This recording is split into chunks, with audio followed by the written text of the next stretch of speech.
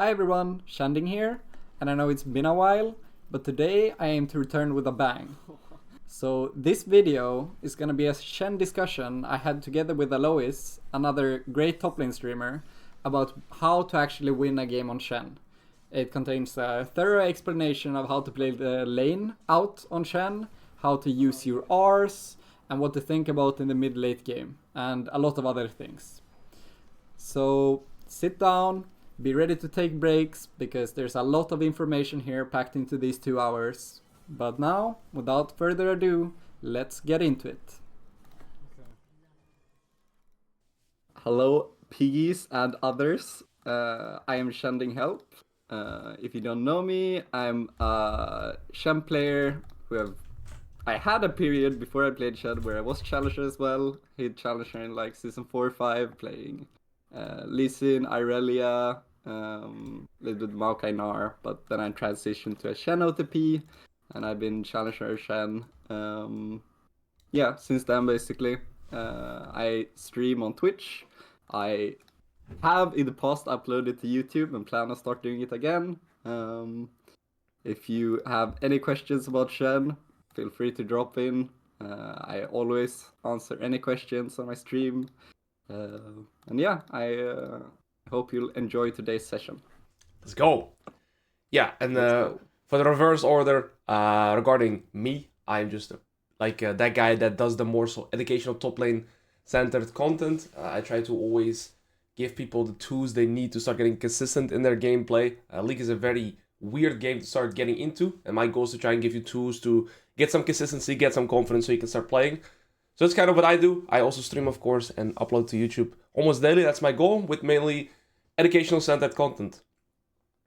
Alright, bro, so I'm very curious on this. I played Shen a little bit before, and honestly, I kind of dislike the champion because, from my experience, it is just hard to carry games as Shen. That was my main takeaway.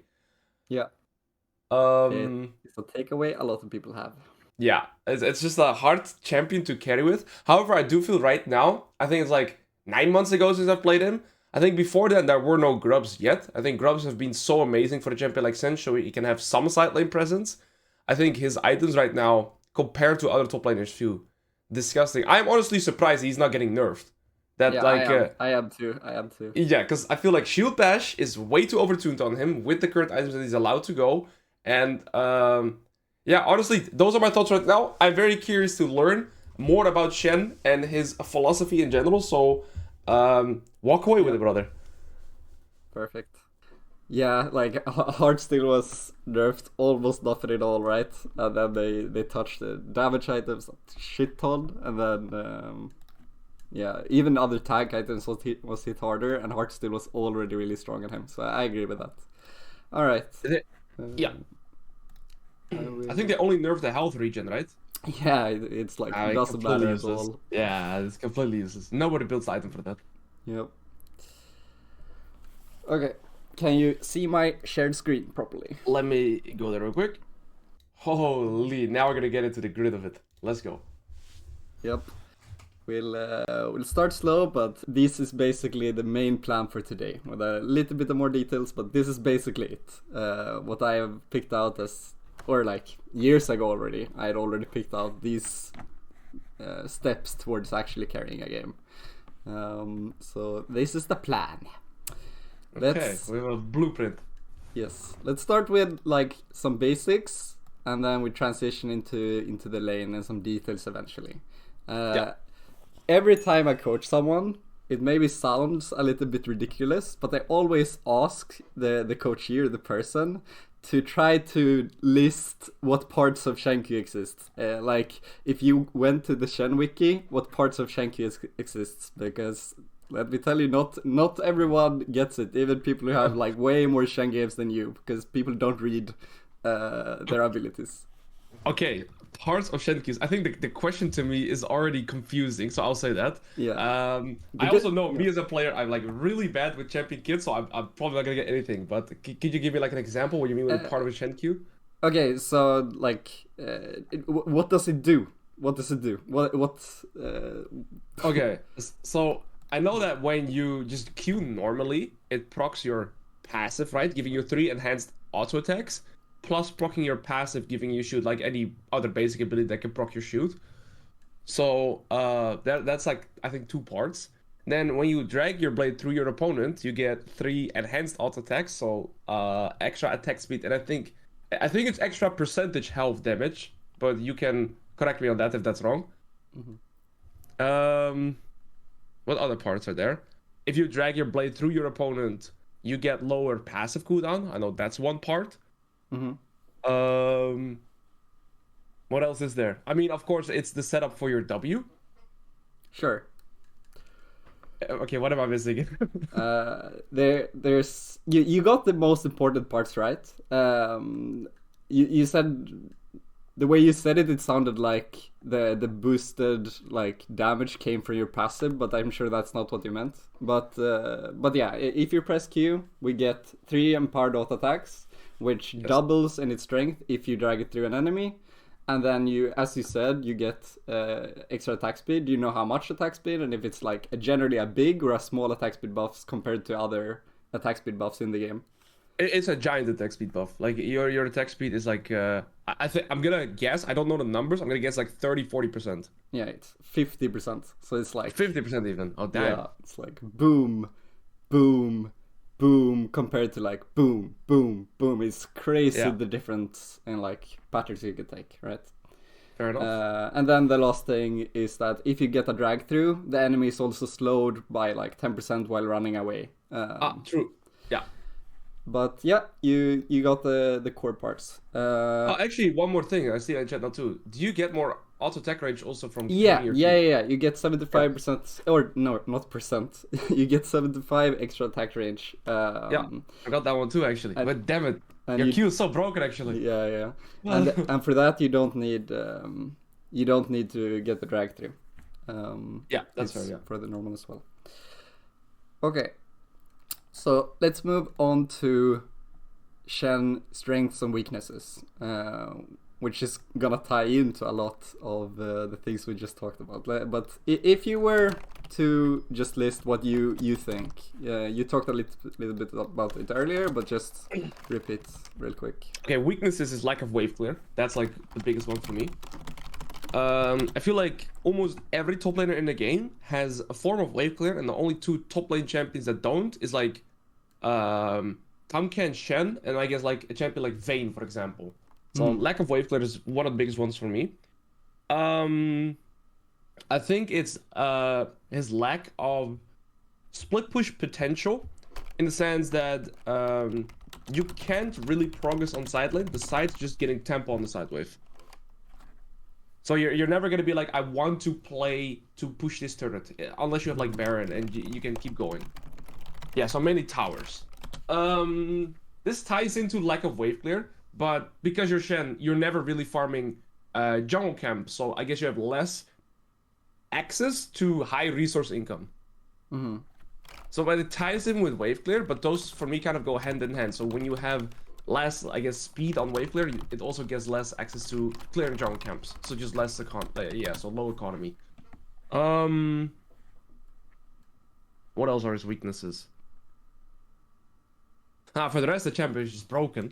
So going into strength, see, this is kind of counterintuitive as well, but I think that Shen is actually very playable even on lower economy, which I think not a lot of top laners have. So he can still be extremely useful. I think he has very strong early laning phase. So his early laning phase is very good. Are you agreeing with me, or are you just I am gonna listen to everything you have to say, and then Okay. I'm gonna give you my thoughts. Okay, let's see. I mean, he is a global map pressure, which is always a huge benefit, right? There's very few top laners that have that edge. And that doesn't even mean having to ult. It's just that you have your ult is already adding so much pressure into a game that people are sometimes also not even aware of, right? Just having your ult, people already have to like avoid certain skirmishes just because Shen is on the map. Yeah. I mean, okay, let me think. Play well low economy, strong early lane, low map pressure. What I've found, and this could be wrong or not, but I actually felt like I'm curious on your take as well later on, but I feel like Shen is amazing early game. Then I think he's like okay-ish mid game, but he felt very strong to me late game as well. I don't know if that's a fact. I think it's very dependent on the comp, I guess. But I actually felt like this champion felt pretty good in late game too, because you're just so ridiculously tanky. Yeah, he definitely has not been that way before Hardsteel era. It's been Yeah, like a change of pace for sure. Like I've never yeah. felt as tanky as I've done the last couple of months. And then you still have ridiculous damage with your shield bash too. Yeah. Okay, so okay, we can kind of have that on defense, but I feel like that's what I noticed. Like you're actually good late game again. What else would I say? I mean, he has very strong dueling power. He's like a great neutralizing champion. So there's that as well. What do you mean by that? In the sense that I don't think it's that easy to progress. Let's say enemy top lane is their main win condition. I don't think you can really progress against the Shen because he can just hold sidewave so easily. So with his dueling power and like his neutralizing kit, I don't think you can really progress the game fast on the Shen unless he ints. Mm-hmm. So it's kind of just like this brick wall in top lane, similar to like Cassandra or something. All right. I see what you mean. So yeah, I just feel like Yeah. it can be played in a lot of different ways. That's kind of my overview right now, yeah. Yeah, sounds good. All right. So I definitely agree with wave clear being a big weakness. Definitely agree with tower thing. This is actually like new perspective, which I agree with, but I haven't really thought about it in that way. The fact that like you compare to a Riven who just like pushes in waves, camp, and then back to pushing him away. Yeah, makes sense. Yeah, like every top lane like that, right? Like Mundo, Gwen, I don't know, like so many top lane champions just snowball the map because of having access to jungle camps, which is yeah a lack I noticed on Shen. But Yeah. sorry, I cut you off. All good. So the thing I want to dive into the most, which I think is most important here, is like, first off, what do you mean by strong early lane? Is it good at everything? Is it good like what is early lane then? What do you mean by this? Does it just like Okay. auto win every early game or what? No, I think you lose quite hard against range champions. I think it's way harder to make good use of his early game strength in his kit. I just think that against most melee champions and tanks, Shen gets priority, so he has the opportunity to play for early game level ups, and then he kind of just controls the early game laning phase. I think. I mean, I don't know the matchups that well, but I know that against like most tanks, Shen just straight up beats. A lot of melee champions Shen beats as well, and then you lose against most ranged. So basically, he can play for priority. That's what I mean with the strong early laning phase. Okay. Um, How does he do that trade wise? Like what kind of trades is he looking for? I guess dragging your Q through your opponent, Yeah, like having an aggressive if we lane setup. compare it to how you trade on Riven, like how long do you generally want to trade, and how long do you want to trade on Shen? Like how do you want I to? see. Yeah. I think Shen is more conditional, right? You play so you kind of have two abilities. Level one, you have your passive, and then you have your Q, and then you have to make sure that your Q drags to your opponent if possible. I think, generally speaking, short trades are favorable to extended fights unless you hit level 2 faster. So I think short trades are really good with like your passive shield, grass proc, shield bash, 1-2 auto attacks, and you dip out again. Yeah. I would say that I would actually like add extended trades, right, to a clear defined weakness of Shen. Yeah. Because like Shen's auto attacks, if you have used up your Qs and you're just attacking them, that's like the weakest auto attacking top lane of everything, pretty much. It does nothing. It tickles the enemy if you're just like doing normal auto attacks, and Darius or Renekton or any like melee top laner stands there and auto attacks you, like you will lose that, right? Yeah. So you're super dependent on playing the full early game out in order to optimize for good short trades. I didn't watch like too much of your gameplay yesterday and the day before, but we can definitely see that like sometimes you don't have this mindset of just optimizing for short trades at every stage of the early game, except when you have like level ups, as you say. Yeah. 100% true. I guess it's a thing that makes logical sense, but I haven't went into the lane phase with this mentality that short trades favor long trades. Yep. Because let's jump into another reason why his short trading is so good, right? It comes down to what we talked about, the parts of Shen Q. The fact that when you get a drag through, you get 50% attack speed, so you can get off like all your burst damage in a very, very short amount of time. That aligns absolutely perfectly with the way that your passive and after your level 3, your W works, right?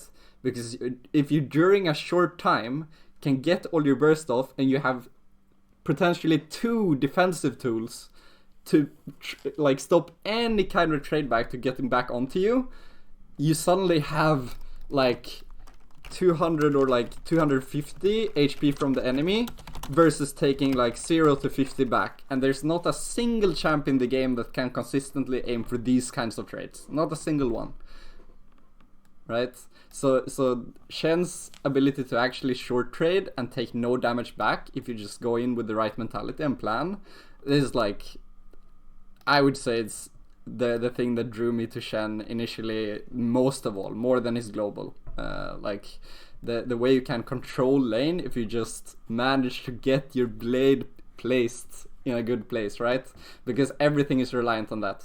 Because the moment that your blade is like behind you, or like you can't get the drag through basically easily without taunting in, then you would always have to truly commit to a trade by taunting in order to get the drag through. Otherwise, it's always only gotta be normal queues. Yeah, and normal queues is like the thing is, Shen players tend to get hundreds of games with Shen and just lane normally and mostly rely on normal queues because it still feels like a pretty strong, pretty decent top laner. But it's really like day and night. He's either a monster or he's just kind of just good early game. Depending on if you actually play for blade placement and play for only these short trades using the blade placement. And then figuring out, okay, how do I get it back now? So that's my thoughts on that. And of course, like, you're eventually, when you figure out and play the matchups a little bit more, you're eventually gonna figure out the limits of how you can actually do that the most effectively. But the first point is to realize that that is your goal, and then you can start figuring out exactly the steps of doing that the best way. Yeah, just the switch of mentality is already the most important thing. Yeah. I definitely didn't go into landing phase with the intention, I'm going to go for short trades. My goal was just, I want to get priority and then just mess them up. Yep. Makes sense. As for global map pressure, I agree. I would even like emphasize the fact that Shen R, if you compare it to other like globals, like or maybe not global, but like TF, Galio, Pantheon, champs like this, right? Even if those champs R's were globals, I would still prefer Shen's, because Shen R is a person, right? And during the channel time of 3 seconds, the teammate can actually react to what is going on. They're gonna go in the right direction to what your team needs, right? While the other globals just lock a certain spot and then enemies can play around it. You can play around Shen R very, very little, because you always have an ally that is gonna like chase if they're running away, or run away if they're trying to chase, right? So it's amazing in terms of like, it's the best R in the game. I would say that. Probably. You mean the best global or the best ult, actually? I would say the best ult. Like, what really? Other ult gives? Because League of Legends comes down to man advantage like 90% of the time. It's if a fight is like 4v3, then even if people misplay, usually it's a win, right? And it's true. Like, he makes 1v1s into 2v1s. 4v4s into 5v4s, and he does it instantly and teleports to a person, which can also like deplace themselves based on what is needed. And you have a shield. Like, of course there might be contenders, like, I don't know, Ornn R or Karthus ult. Yeah. So the reason I would put Karthus ult and Shen ult on the same level is because they are global pressures that are there continuously, in the sense that I think there's less drawbacks to a Karthus ult than a Shen ult. That's like the way that I would kind of compare those two. So like, if you have a bad Shen ult, I feel like your game can be really cooked from that as well. But of course, that comes down to your decision making, right?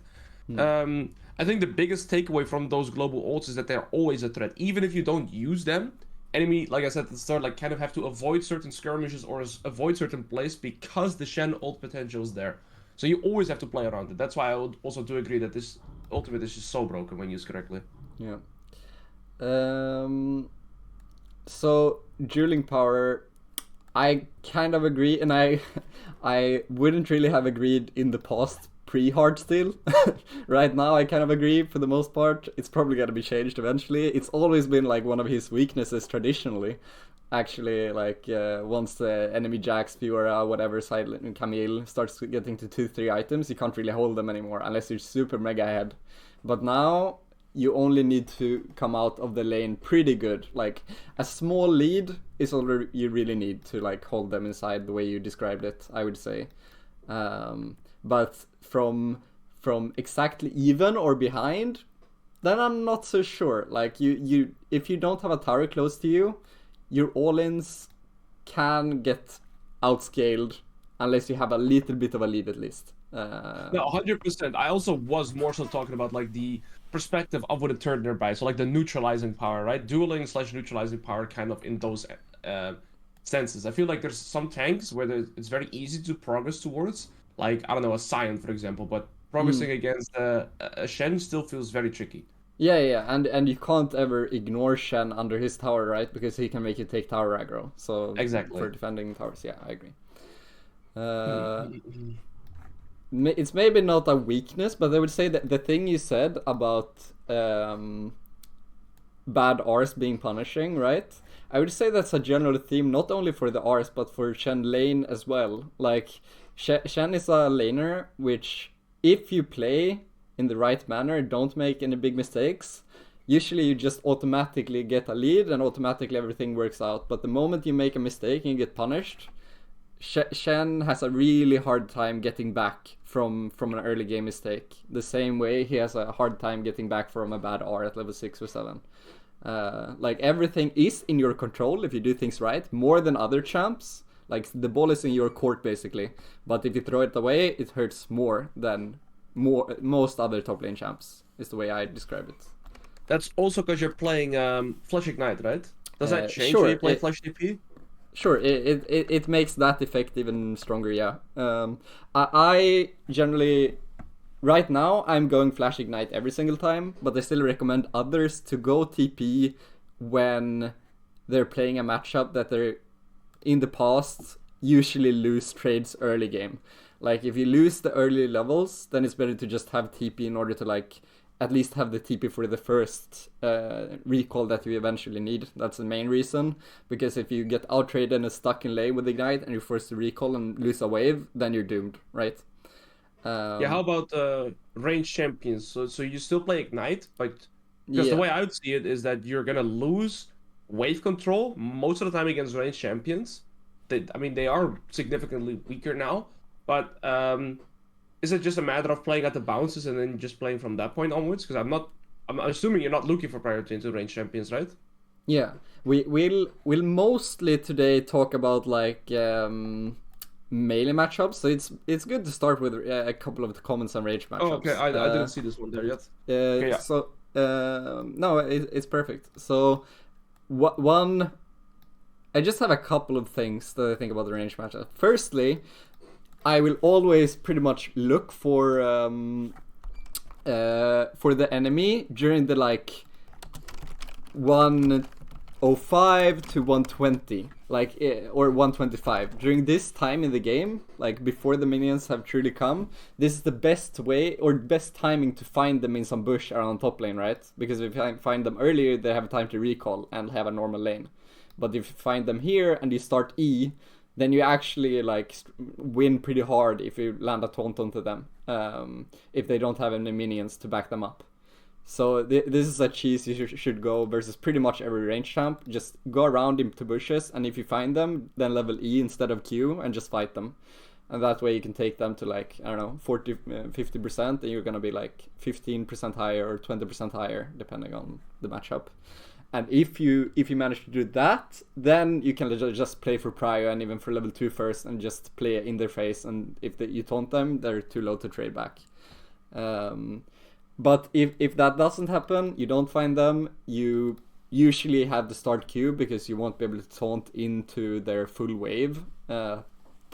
And just take you, conserve HP, and you can always try to match the push and see if they don't know what they're doing, right? If they let you get a couple of auto attacks for free, maybe you can still play for level 2, but usually you would have to give it up, as you say, and just conserve HP, stay above 80%, and then after like level 3, then we can maybe look for taunts if we're still healthy by that point. But if you're already like 50-60% by the time you hit level 3, then even if you land a taunt, enemy can just stand their ground and fight you, right? And if you have to run away at that point, you're fucked.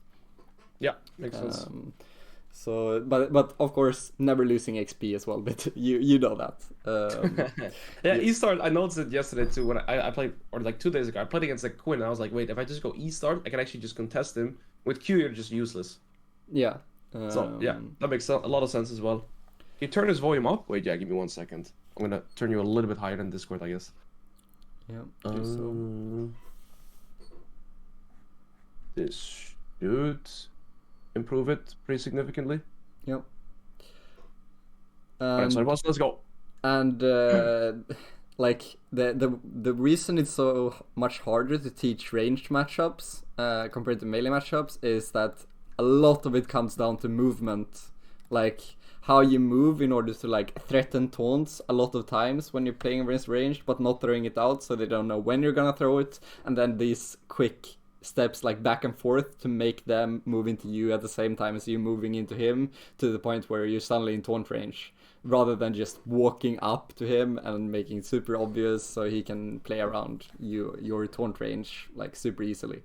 And that thing is like really hard to coach, but that a lot of it comes down to just good movement, because if you land your taunts, you're usually okay as long as you have conserved HP and not lost XP eventually. But if you don't hit your taunts, you're probably fucked. Yeah, makes a lot of sense. I also like find this impossible to coach, like mechanics or spacing. Yeah, it's just impossible to coach. It comes down to, I guess, intuition, like you say, and learning the cooldowns and range of your own abilities. So you're just like in a better spot. yeah. Very hard to coach indeed. Okay, and a last thing for range matchups, I've actually begun to take approach velocity in a lot of them. It actually feels very, very good, because if you, let's say you end up taunting in and like getting a blade placed at level 2 or 3 or something, and then you walk back with Mercedes, and now you have your blade behind them, and then you can drag through, and you get the 10% slow when they're running away from the queue, and then you get the speed up from approach velocity, and that actually lets you get into taunt range consistently versus like most range matchups. So it depends a little bit. Like Quinn, you might not go it versus, because she can just press E anyway, that's her way, but it can be really good versus like, I don't know, Rice, Smolder, Vladimir, Teemo, yeah. Yeah, I see that. You still think it's worth giving up the domination tree? I think so. It has felt so freaking good.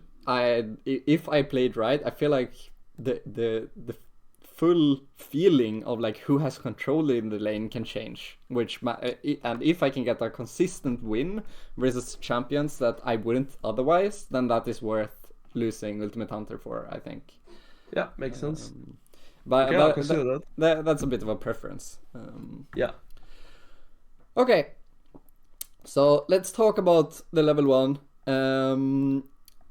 How do you usually play the level 1 as you load into a game right now? Okay, right now I'm full yapping about my whole idea of how to play out the matchup and like play around the jungle tracking, just mainly because I'm also playing in the load MMRs right now, right? So I don't want to be like the full cheesing guy winning the lane level 1, because it's just gonna completely snowball from there. So I'm trying to give my opponent a more equal ground setting, even trying to give them priority just to showcase examples from that. Sure. But I suppose when you would play Shen, also notice from watching some like Peto gameplay, is you just want to play the game at level 1, right? The game starts at level 1, even before the minions have spawned. I think very often you can look for an invade, similar to how you explained with against range champions. I think the same concept is applicable to trying to evade enemy jungler, or getting a level 1 ward down, and then I would just try and place my aggressive blade if I find nothing and look for priority.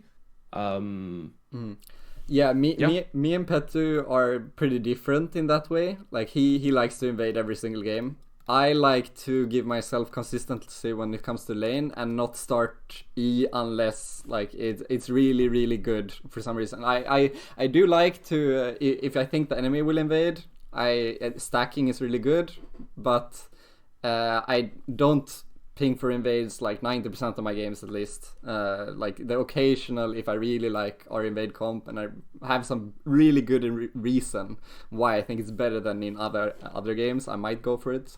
But generally, you want Q start in like most matchups. In ranged matchups where you might start E anyway, for example, or Q start is not like crucial, then maybe you can think about invading. Makes sense. But to let's say you're playing against I don't know, Volibear or Garen or some kind of like classic champion, which is all about like who can get prior level 1 and that decides everything, then I wouldn't even prefer a kill over Q start, because that's your entire plan, right? Yeah, no, I agree. I also like to just play for lane consistency, so that makes a lot of sense. Yeah. I also prefer to just have lane locked in. Yeah. So as games start, I usually like go to jungle entrance, cover my stuff, and then around 1 minute or a little bit before then, I go up, place my blade up the lane, and if you're playing like against Olaf or a Darius or something that might sit in a bush and run you down, or a Riven, then I sometimes just go there right away as game starts instead of covering. And then I like cover best I can just to get a little bit of vision, but I want to get the blade placed before. And then you can like, for example, go through lane into bushes and like see get some decent vision, and then you don't have to go like up super far, like up the lane to place it. Like you might not go and get a perfect blade here, but just up the lane while staying safe from all in cheeses best you can. Yeah. Okay. So, level 1. As the minions arrive, let's write it up. What do you think is gonna be your main goal, or what's your main goal right now when it comes to the level 1? You mentioned it earlier a bit, but so we're blue side here, right? yeah. I would put my blade probably closer towards their casters than I would towards their melees. So I think talking about blade placement, and I think you've already shifted my perspective. My main goal would be trying to get priority, because priority leads into your level up, and if you have priority, you just control the laning phase, right? So I think that's a staple. I would always try to prefer to look for priority if possible, and it's going to come down to, of course, the matchup and the way my opponent wants to approach the game. Now I've switched my mentality a little bit to like my first blade. I want to get 1-2 autos up with passive and probably back out. So I will change that mentality now to favoring short trades over looking for the more extended fights, and sync that with looking for priority. I mean, that sounds like the same thing, no? Getting 1 or 2 auto attacks with the passive and then favoring short trades. That was a short trade, right? Yeah, but that's what I mean. In the past, I would probably look for more. Okay. Yeah. No worries. So I think now that's gonna be my plan: looking for the short trades whilst going for priority, and then just level 2 trying to find Nolan. Yeah.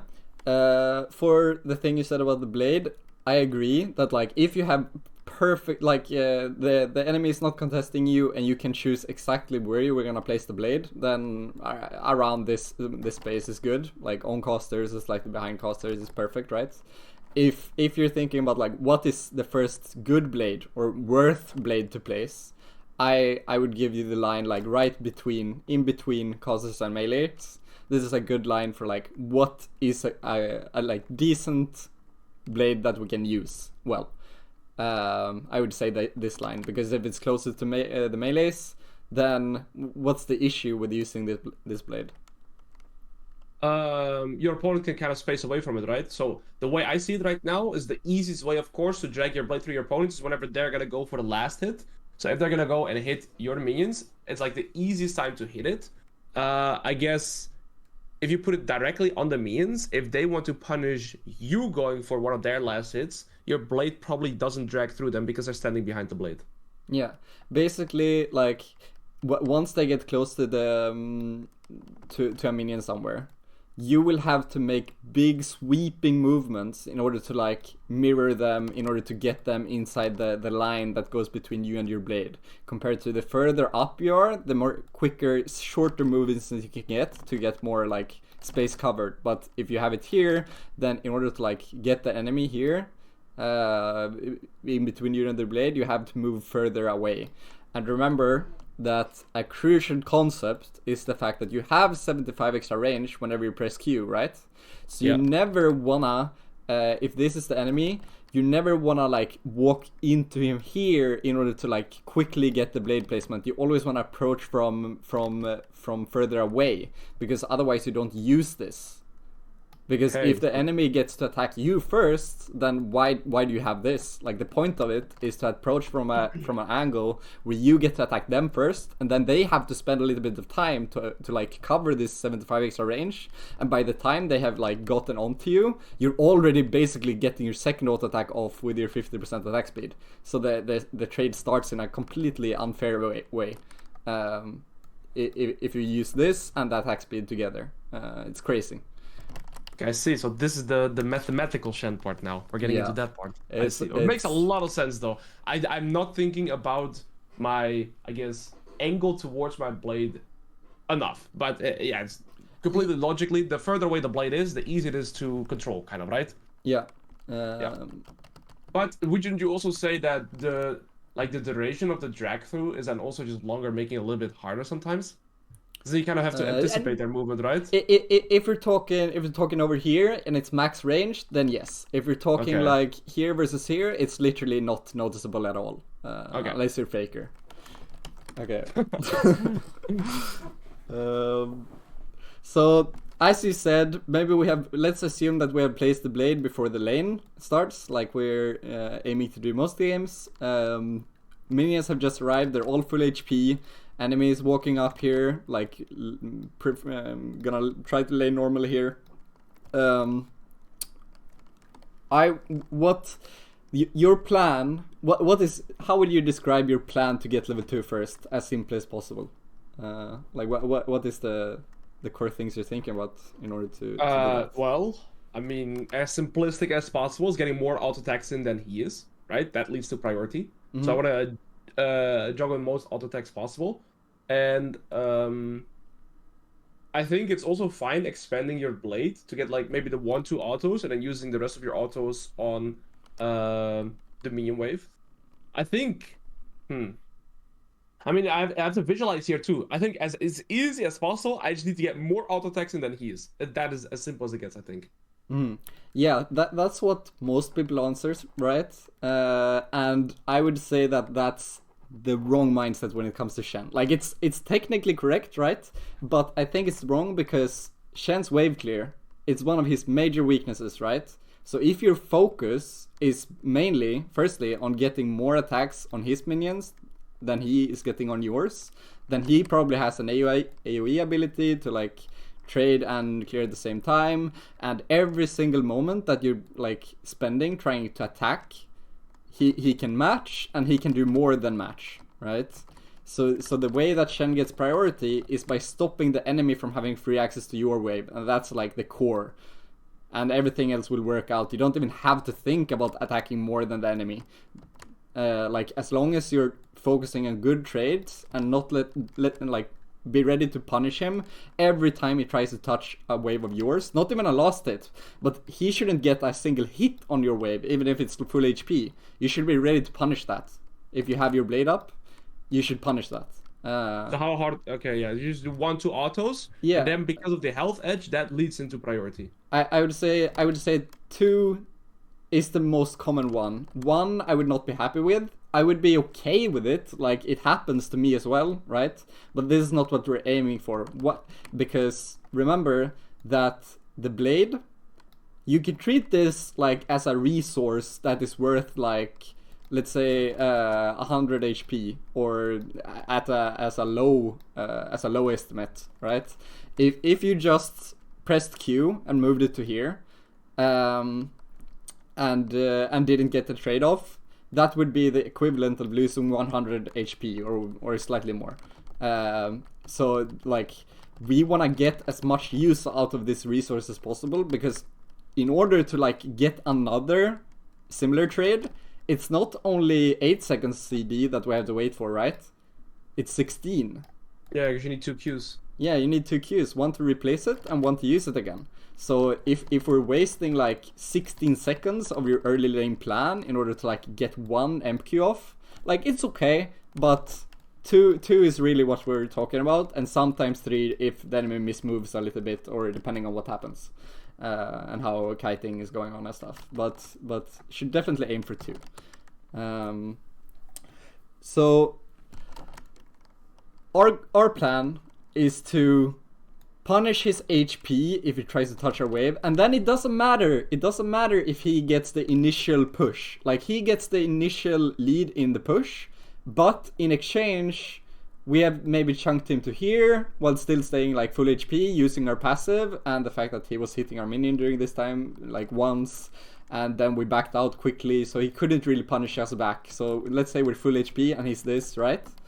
Yeah. And now our blade is gonna be here, and then I will actually mention right away, because this is leftover queues.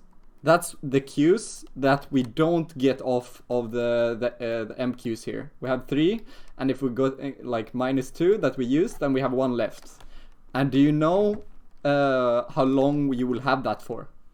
Oh, I think it's 6. I guess raw guess 6 seconds. Yeah, it's 8 seconds. It's until the queues back up again. It's forever, right? So queue delay is good. Queue delay is extremely good. And how do you think we want to in general use this leftover queue that we have left over? After like we attacked him twice, he ran away, we ran away to drop aggro, right? And then we walked back, and now we have a leftover queue for a long time. What do we do with this? I assume so this is an instance where you're probably losing priority as well then, right? Well, theoretically, yeah. Like you just took a really good trade. Both of you dropped aggro. You just got back, and now you're sitting with this, and enemy is looking to go back to farming and taking back priority. I think you hold it for as long as possible then, to try and get like the last auto attack off. Maybe he spaces into it, and then you can get your blade again. If that is not possible, my instinct would be to just drop it on the wave. Yeah. But I think holding it is just the mental pressure. But I'm very curious to the answer now. Yeah. The normal thing is to just like think, okay, the trade is over, we go back to farming and dropping it on the wave, right? That's what most people do. And as you said, holding it depends on what he does, right? If he goes right back to farming, then we just stand behind our minions and hit him from range with like 75 extra range, bonk him in the head once with that and grasp, and then walk away. And we have just taken a like way better trade than we were initially. We got all 3 off without taking anything back almost. So, but if he respects our held leftover queue here, then that means that you never really lost pressure during those 8 seconds. That means that he didn't get to push, and that helps our goal of getting level 2 a lot, right? So either you get to bonk him on the head if he attacks your minions during this time and then walk away, or you make him not attack your wave until your queue is up again, and we can look to replace the blade. Yeah, makes logical sense. And then what I'm thinking about now too is I think losing priority on Shen isn't as bad at all when you're getting these early trades in, because your blade is always going to be in a good position again too, generally speaking. In the sense that when you get pushed in, no, okay, I do agree with that, kind of, but no. Like, you're gonna be a level down, so you're gonna be a level down, bigger wave. Yeah. Like, it matters way more. The blade is not gonna be enough, even if the wave moves here. That's a small win compared to a big loss. Yeah. But yeah, so now we have taken a good trade, hopefully like stopped him from hitting our wave freely for a little bit, or punished him even more, so it's like this HP. But let's say he just got a little bit zone instead. So he's still this HP, right? The moment that you start getting your Q back up, how would you think about replacing the blade? Probably towards now I would say towards the center of the lane, like some more so where the minion line is situated. So you would like I would play on my minion line, kind of. So where blue side right, somewhere in between. I would probably want to try and reposition it, play with my passive, maybe get one more shield bash grass poke off, and then use the other ones to try and look for priority. That'd be my mentality. So just playing on my minion line and using my blade somewhere close nearby. Okay, so place it here somewhere, bash him in the head. Something like this, yeah. Yeah, that's the way most people play it, right? But the issue is again that like once 8 seconds has passed and you have Q again, is this gonna be an easy blade to like get a drag through with? No, right? If I get level 2 because I place my Q like this, then it will be. In the sense that even if my blade is behind me, I'm not gonna be able to drag it through them, but this might lead to level 2 priority, right? Yeah, but remember that like level 2 priority, if we're talking a timeline here, we're still here. We're still here or here. Like we have just taken one quick trade. The first thing we did in the lane, we have shown them maybe off from hitting our wave. Like minions are still healthy here, and this like how many minions you need for level 2. It's like the first melee minion of the next wave, right? That's forever away. Like this is gonna die in like I don't know 25-30 seconds from now. It's like you have all the time in the world right now. Okay, fair enough. And then it's also when we still have a health advantage. Like we have a health advantage. Yeah. Okay, they just walk up and place it further again. Then I'll probably just replace it in between his minion line. Yeah, but what do you do if you start walking here and he starts bashing your face? Well, I probably just press Q, get my passive, hit him twice, and just like once and dip. Yeah, like I guess what you could also do is circle around a little bit, place it in the bush, or like to either side, so you can go left or right. Okay, I figured it out. Okay. Most people don't actually, so it's actually a genuine compliment. Like looking for open spaces. Think like a football like midfielder. You don't have to dribble the opponent like in his face. Just run around him. Like and most people will be hovering to a certain side when they're just walking, so just walk to the other side that they're not hovering, and even if they're in the very like bong middle, you can still walk a little bit to the side here, and even if he starts chasing you, you can usually at least get it here and then run away and not really be forced to take a trade. You can always test him, like move a little bit here, see if he knows what you're trying to do. Oh, he doesn't know, rush, boom, and then it doesn't matter if he runs at you, just run away. And mission accomplished. Play to the opposite side, right? Yeah.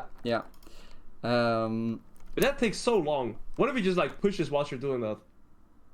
What did he say? I mean, I guess feeling-wise it takes long, but I think when I have the visual example, by the time you've placed your Q there, you have your Q again, and you can just hold him, right? But what if there's like a Jax, and he's just gonna press E and the full push the wave, or something like this?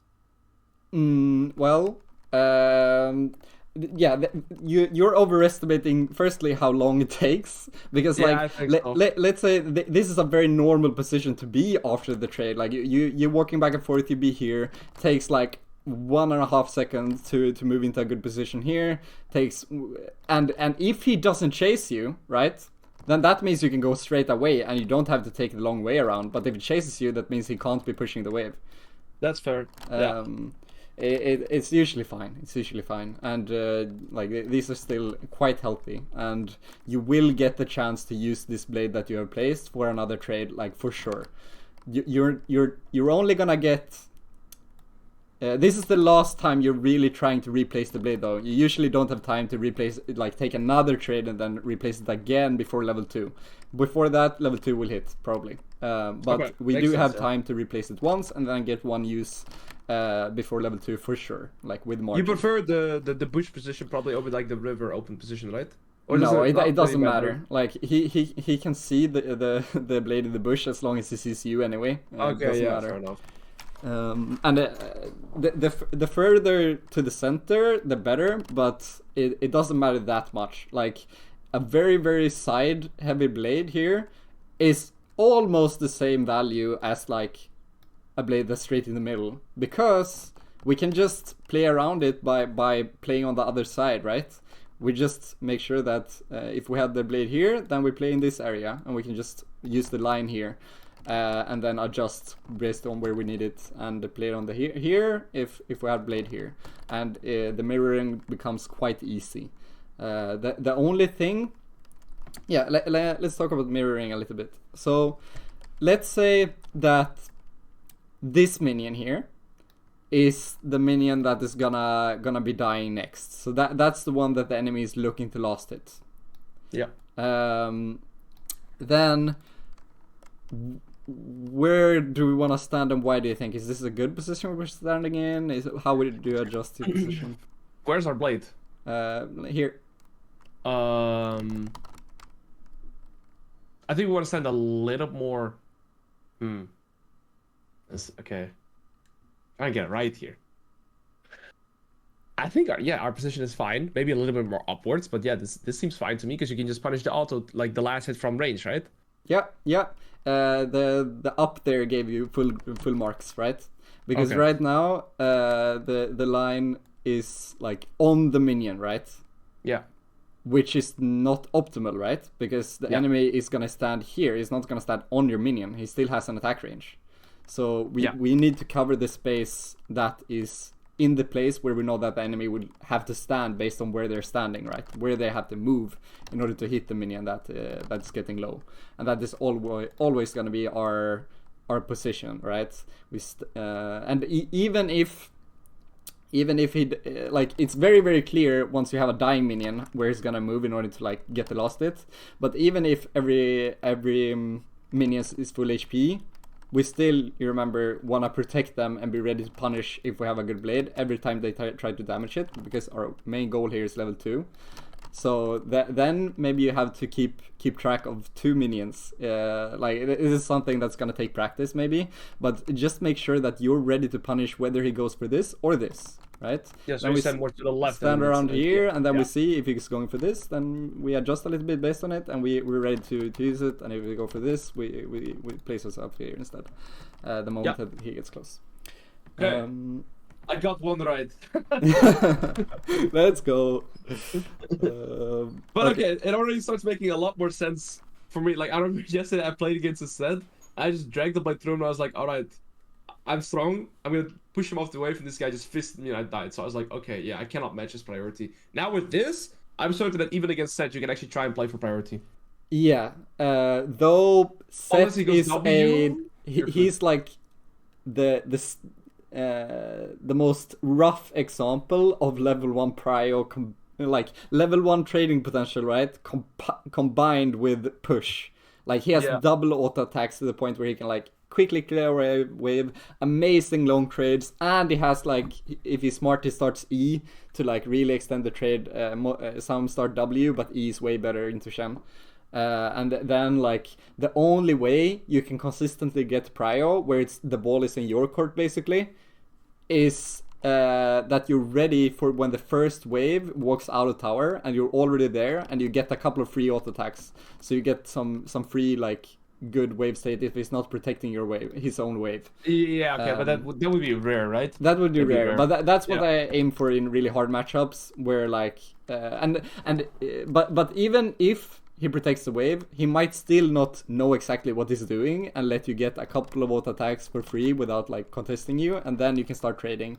But if he just protects his wave and starts pushing you in right away and starts E and is ready to like punish you if you try to punish him, then there's actually no way to get prio. That's why I have set as very hard in my matchup document. I see. Do you go bone plating in matchups like these? No, I don't. Second wind always? Second win always, yeah. Because like, I'm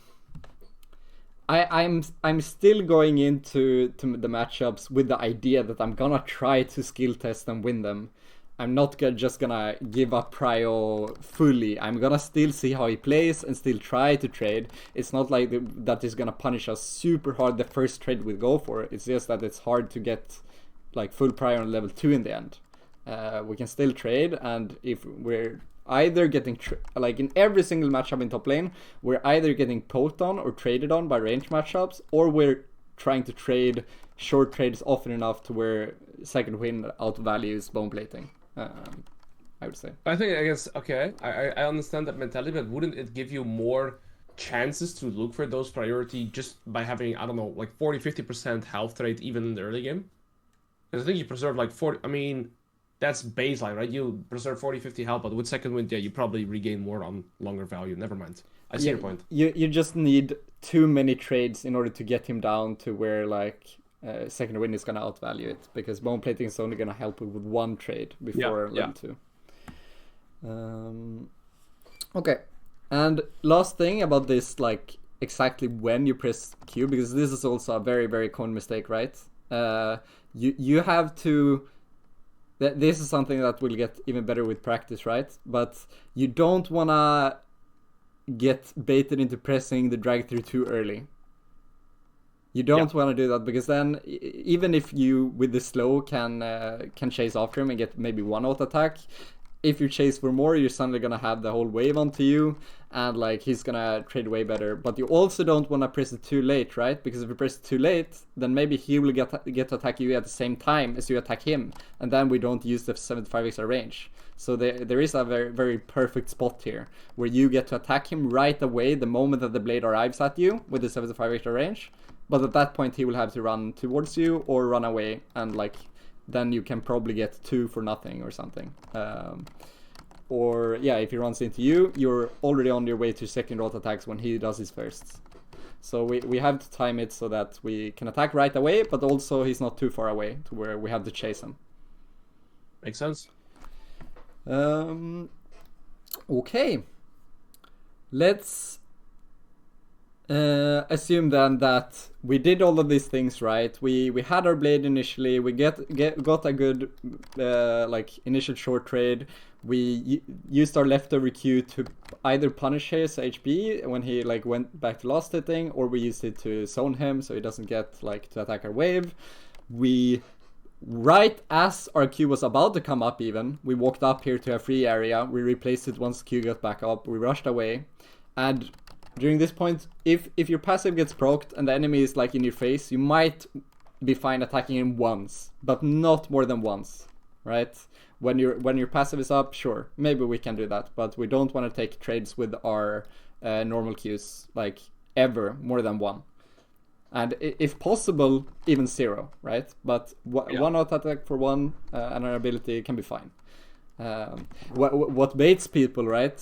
What makes people want to attack the enemy when they're replacing the blade is like the grasp, right? You have grasp, so you just want to use it, right? Why not?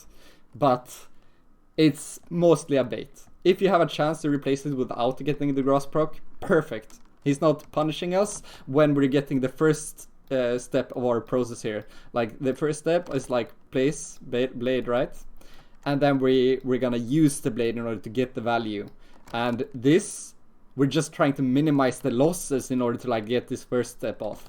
And if you end up taking like even trade just to get the grasp, that's a bad thing for Shen actually. Shen dislikes even trades.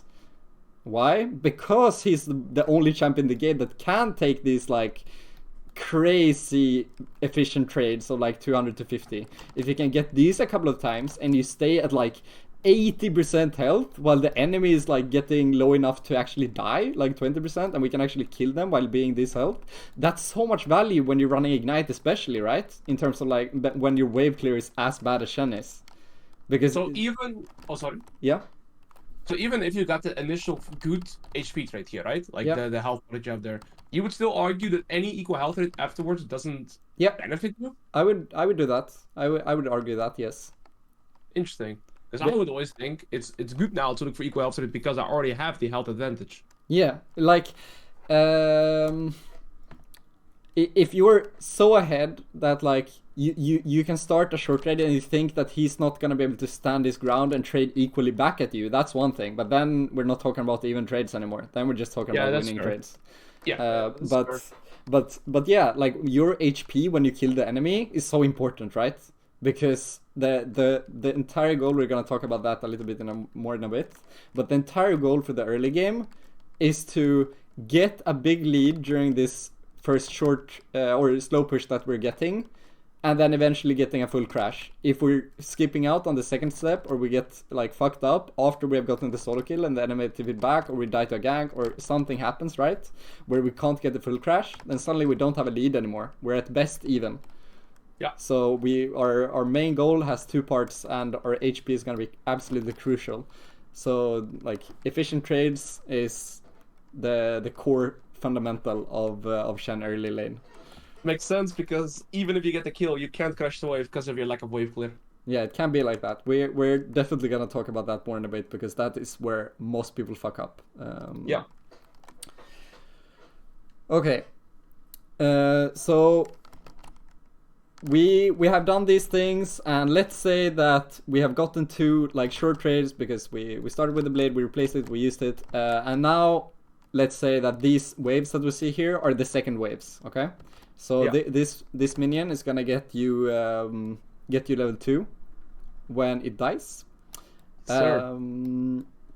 So what do you think our mindset is when we see that like the moment is approaching? Fuck him up. Fucking up, yeah. No, because no. Let me think. Let's say this minion is like it's like 20% HP. It's gonna die in a couple of seconds, right? But you're not 2 yet. You want to walk up and try and get into the range of your taunt. Yeah. So you want to try and use the level up timer. Yeah, Say, level up timers. No, okay. Okay, sorry. I'll stop trolling. Yeah. Because we don't care about this last hit, right? I'm sure you use this trick Yes. in a lot of your games, but it's especially important and efficient on Shen because of the way you can like dash a quite long duration the moment that you hit 2 and level it up. So Yeah. like 90% of your games, unless the enemy is playing in a way where it's super clear that they're not gonna fall for it and they're playing down here, you're probably gonna give up this last hit to just be ready to rush at him. And for the way you move, you don't just rush at it right away. At the point where you see that this minion that's gonna get to level 2, once it's on its way to like be close to dying, then we start walking back and forth here, trying to act innocently, right? Yeah, you're gonna fake your intention. Yeah, fake your intention, and then the moment that you see you happen to be in range when you guys move back and forth, just chilling, and the minion is gonna die. Maybe not during the next second, but during the next like 3-4 seconds, right? Then we can just start rushing at him, and you're gonna just maintain the distance between you guys, and it doesn't matter if he gets over here, as long as you're still in XP range. It's all good. You're still gonna land the taunt, right? So I guess. Yeah. When playing like this, very often your wave hit is still going to be in a somewhat neutral position, right? Because you're not hitting the wave that much. You're mainly focusing your opponent. Yeah, but like we're assuming that we have traded in a way where like the enemy is too chunked at this point to really walk up and touch your wave properly. And yeah, 100%. Yeah.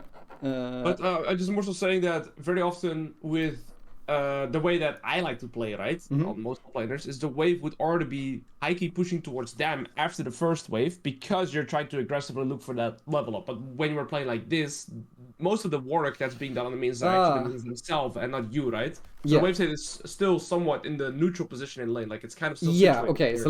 so good point. I was gonna bring that up earlier, but I got distracted by another point. So let's talk about these 4 states. Like, you getting slow pushed in towards you, you're getting hard pushed in, you're slow pushing, you're hard pushing in. What's the you know, the downside of getting pushed in is of course the enemy has level ups and we can't play for early game leads at all, and the enemy is gonna get a free cheat recall and scale for free. So these are out of the question, right? But when we compare these, pushing a little bit harder and pushing a little bit slower, what are the up and downsides of each? I mean, pushing a little bit slower is very good because you're going to have trade opportunities on level 2, 3, and 4. You're going to have a longer time trying to punish your opponent walking up for potential last hits, so they're more prone to make mistakes. You can look for... so you can look to chunk them, set up potential dives. And I also always think that a 4th wave crash is by far the best crash because you're not going to give your opponent the time to mismatch the level ups on the bounce. So preferably, I think if you can do it, 4th wave crash is like your preferred option. if we're just talking about like the neutral options. Let's say we pushed a little bit harder and it turns into a quite hard push. What's the downside with this? Your opponent, you can't really punish your opponents anymore because they're not forced to walk up for any last hits. Your minion wave is too big. He's not gonna lose that many minions, and what you're gonna have to do like is probably a third wave crash. I don't think you're ever doing a second wave crash, but you're probably gonna have to crash the wave on the third wave. You don't get that good of a cheat recall off because your opponent should be able to play out the bounce after that. Yeah. So basically, if he sees that you're over pushing, you're first like signaling your intention of hitting level 2 first a lot, but even disregarding that point, he's gonna be like, okay, it's pushing quite hard into me. I'm gonna lose maybe like 1, 2, maybe 3 last hits, right? In the end, but I'm gonna lose no XP and then I'm gonna farm everything at the tower. But if he sees that it's pushing very slowly, he knows that he's gonna lose like the first wave, like a lot of he's gonna lose like 2 waves of last hits, and no top laner can take that mentally. Like even if it might be the right choice, if it's a little bit chunked already, and like it might be his only choice, no one is gonna do it. Like people are gonna walk up for like bad trades and like give you even bigger leads. It's guaranteed to happen. So we want to maximize the window that we spend like outside of his tower, and even preferably like not even close to his tower, like in this area. We want to maximize the time, and then once it has turned into a hard push and we're already here, then we're just crashing it, right? Then we're just crashing it because in this area right outside the tower, he can just sit here and get all XP, and like you're gonna struggle to get good trades here. So that you just want to reset the wave or the lane state and get it in there. But as long as it's here, like every attack on a minion that is unnecessary makes it push so much quicker, as you know. It doesn't matter if it's like 1 or 2 extra. When these dies 1 or 2 seconds earlier, that's less damage towards your wave, and it quickly turns into a hard shove out of nowhere. Because also remember, right, that we take minion aggro whenever we trade. If we're gonna trade a little bit aggressively, more further up than the enemy, these are still gonna push, while these are gonna be distracted for a little bit once in a while when we go for the short trades. So it's gonna push automatically. We generally don't have to like ever attack a wave or like a minion in order to push. Like of course it depends on the game, but the normal state of things is that you're gonna focus on the trades, and the way you take minion aggro is gonna be enough to make it slow push, and we don't wanna make that like harder than it has to be.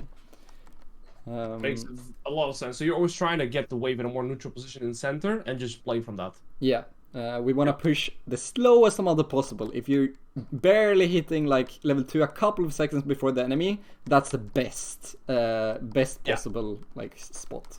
Shen. Okay.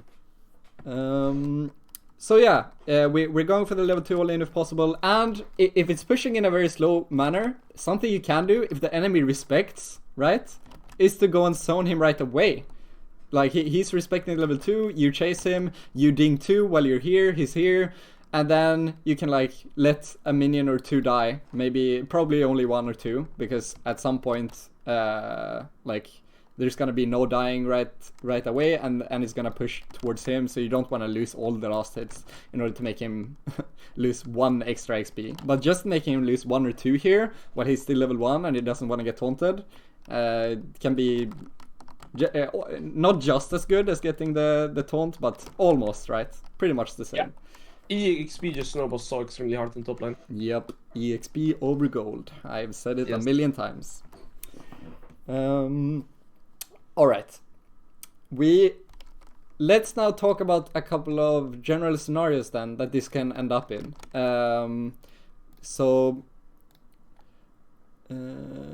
Yeah.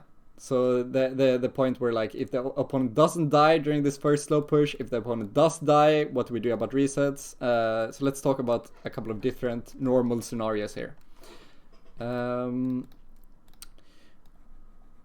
So let's write up a scenario. Let's start with a scenario where you did kill the enemy. Eventually. So we traded during this using these fundamentals of short trades and taunting in when on level ups, etc. And enemy eventually died. what do you think is the first thing we look at when the enemy has just died? Like, what's the information we should be taking in order to make our next decision on what to do? I think three things. First of all, of course, if they have teleport or not. I think that's the most important one. Second thing is where are the junglers pathing? But we should have already been aware of that, I think, in like at the start. And the third thing I do is check my minimap to see where my next wave is at, to also calculate where enemy next wave is at, and then decide when I should be crashing. Mm-hmm. I agree with all of those things, but I think the most important thing is to check your own resources, your own HP. How much do you have? Okay. Yeah, that's what's gonna decide like what you're able to do, and then we can add on to those things like in the end. But like let's talk about a couple of different scenarios, right? Where you kill the enemy with like, I don't know, a lot of HP left, like 80%.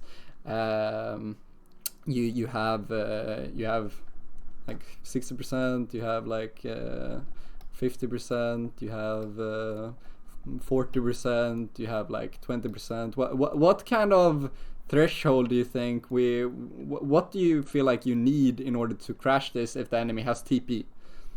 Isn't it super reliant? Yeah, I'm talking about general rules here. General? And then we can move into a little bit more specifics, but the general is it's a very, very important thing as well. I would say even at 30%, you're staying, because the cost of... So you could even look for an opportunity, like a good death angle here. Because the cost of... Because where it's situated right now, if you recall, whilst the wave is slow pushing towards your opponent, you're probably going to end up losing more resources than you've gotten from the solo kill. Like, added on top of the fact that you're going to come back to a terrible wave state, right? Okay, we can talk about the good death in a bit. I think it's really hard to do on Shen, because generally you're gonna die right before you get the crash, and if they manage to hold it, it's not really a good death, right? You need it all the way into the tower. Fair, but if you chunk them to like 30% and they kill you, they kind of have to push out the wave to get their reset again, right? Very often. Dependent on the wave, like it's sure, so yeah. situation on the wave state. Yeah, sure, but you will lose enough to where like it's still gonna be really bad. It might be slightly less bad, but it's still gonna be really bad. So what kind of HP threshold do you think you need to crash this wave? Like 30-40%? Yeah, okay, that's a good answer. That's a good answer. Most people think they need more, right? Because why do we only need that kind of HP? What's in our favor? Or you have level up above your opponent, most likely. So you have one level up. Why are we up in XP? Because we have push priority and solo kill them. Solo kill. Oh, that's and three. Then I would I would divide this into two of like lost XP, right? From them and you've gained the XP, right? Because you have more minion waves in. Yeah, I would put like they still have standing EXP that they haven't collected, and they have lost during like their death and TP, etc. So these always leads to like, in general, 1.5 levels, right? That can either become 1 or 2 depending on like what's happening, but always 1, and sometimes even like level 4 to level 2, depending on how many have you killed. But minimum of 1 level. And that's gonna be an extra ability, right? Which you know how important that is. Compared to every other level up in the game. So you just being able to ignore trade with your W and also ignore like minion damage as well for a little bit, it's impossible to trade into basically. I would feel safe in a lot of matchups with 30% HP, which sounds crazy to a lot of people when I say it for the first time, but it's a very, very important thing to remember how important this is. And of course, you also have the wave at your back, which is bigger. So, but if you estimate the cake here, like this is maybe the wave, right? This is the XP part. XP so much more important, the level up, than the wave in terms of like what's gonna let you crash this. Oh, I like that drawing a lot. I think that paints the best picture. Yes, like just the EXP is just so ridiculously important. Yep. Even if they get like, I don't know, an extra longsword, just a level up is more valuable than that extra longsword. Yeah, and but in this case they're only gonna have starting items, right? Because they were killed during the first couple of slow push. They're not gonna have enough gold for a Ribbon Cruiser or something most of the time. Yep. Yeah, I think 30-40% you can probably still get it in. Yeah. And if we think about common mistakes, right? Common mistake number one would be people over focus on getting all of these last hits, right? Most of the time. They just stand here and it's really hard to last it, right? When you have a big wave. So you just stand there, wait, and then boom. Okay, wait, boom, wait, boom. I tell people, I do not care in the slightest if you start out losing all 4 out of 4 of the last hits, as long as you use the auto attack every time it's available. You can try to maximize it, of course you should. Try to get the last hits, but the most important thing is that you auto attack every time it's up, so we don't miss crash windows. Yeah, like so the way that I think it's a really good point that you make.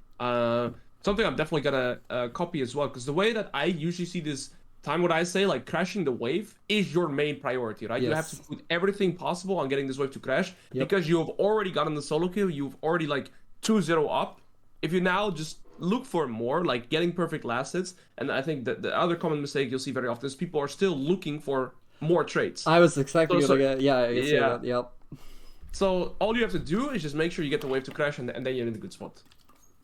Yeah. What did you mean by 2-0? You're 1-0, right? Or like you're 1-0 in score line, but you're like, so I would put this, okay, so 1-0 score line, I just put like, you're already 2-0 up, why are you gonna go look for more? Like, why do you gonna try and be like 3-0 up, and there's like getting perfect CS, getting another kill, getting another trade? Yeah. So in the sense, like, you're already so far up, why do you need more? Just take the W and get your reset, get it reset, and then instead of just looking for more and more and more. Yes. I think I saw one game versus Garen, I think, where you did like go for more, and it kind of worked out. But like I was like, okay, you're already 2-0, and then when you were 3-0, then you were looking to like actually think about the fundamentals again. Okay, because the enemy is gonna walk up to you, trade you, and then you trade in his face when he stops you from attacking minions. But the moment he runs away, it's very, very tempting to like taunt him here and like take him to 20% to set up for another kill. But at this point, just save your taunt and go back to farming, because this is how we open ourselves up to die to jungle, right? Yeah, sorry, I cut you off 1 sec. Apparently the microphone is bad, so 1 sec. I leave the call and join again. Yeah, all good.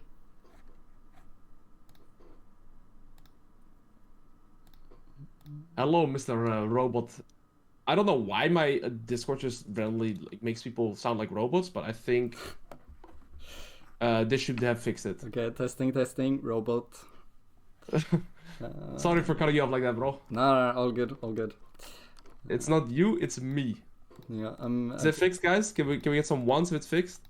Okay, all I have to do is leave the call and join again. That's such a weird fix. Yep. CPU issue, possibly? Is my whole CPU just cooked or what? New PC time, Sag. Dude, my FPS issue. Okay, I'm not gonna start it here too. Sorry, I'm not gonna trauma dump on you, bro. Let's get going. I'm not gonna trauma dump. I'm sorry. All good. Okay, so because if the enemy walks up here to trade you, they are gonna lose the trade, but just take the trade in order to push them away. Don't look for like a taunt to take them even lower, because that's what opens yourself up to ganks eventually. Because going for this trade is usually what lets the enemy next wave barely come out of tower, like, or one more wave come out, which you have to clear. So just wasting 5 seconds, either lost hitting too slowly, or going for a trade that is unnecessary when you could be hitting minions. This usually leads to like 30 seconds longer to crash the wave, because you Shen, you have no wave clear.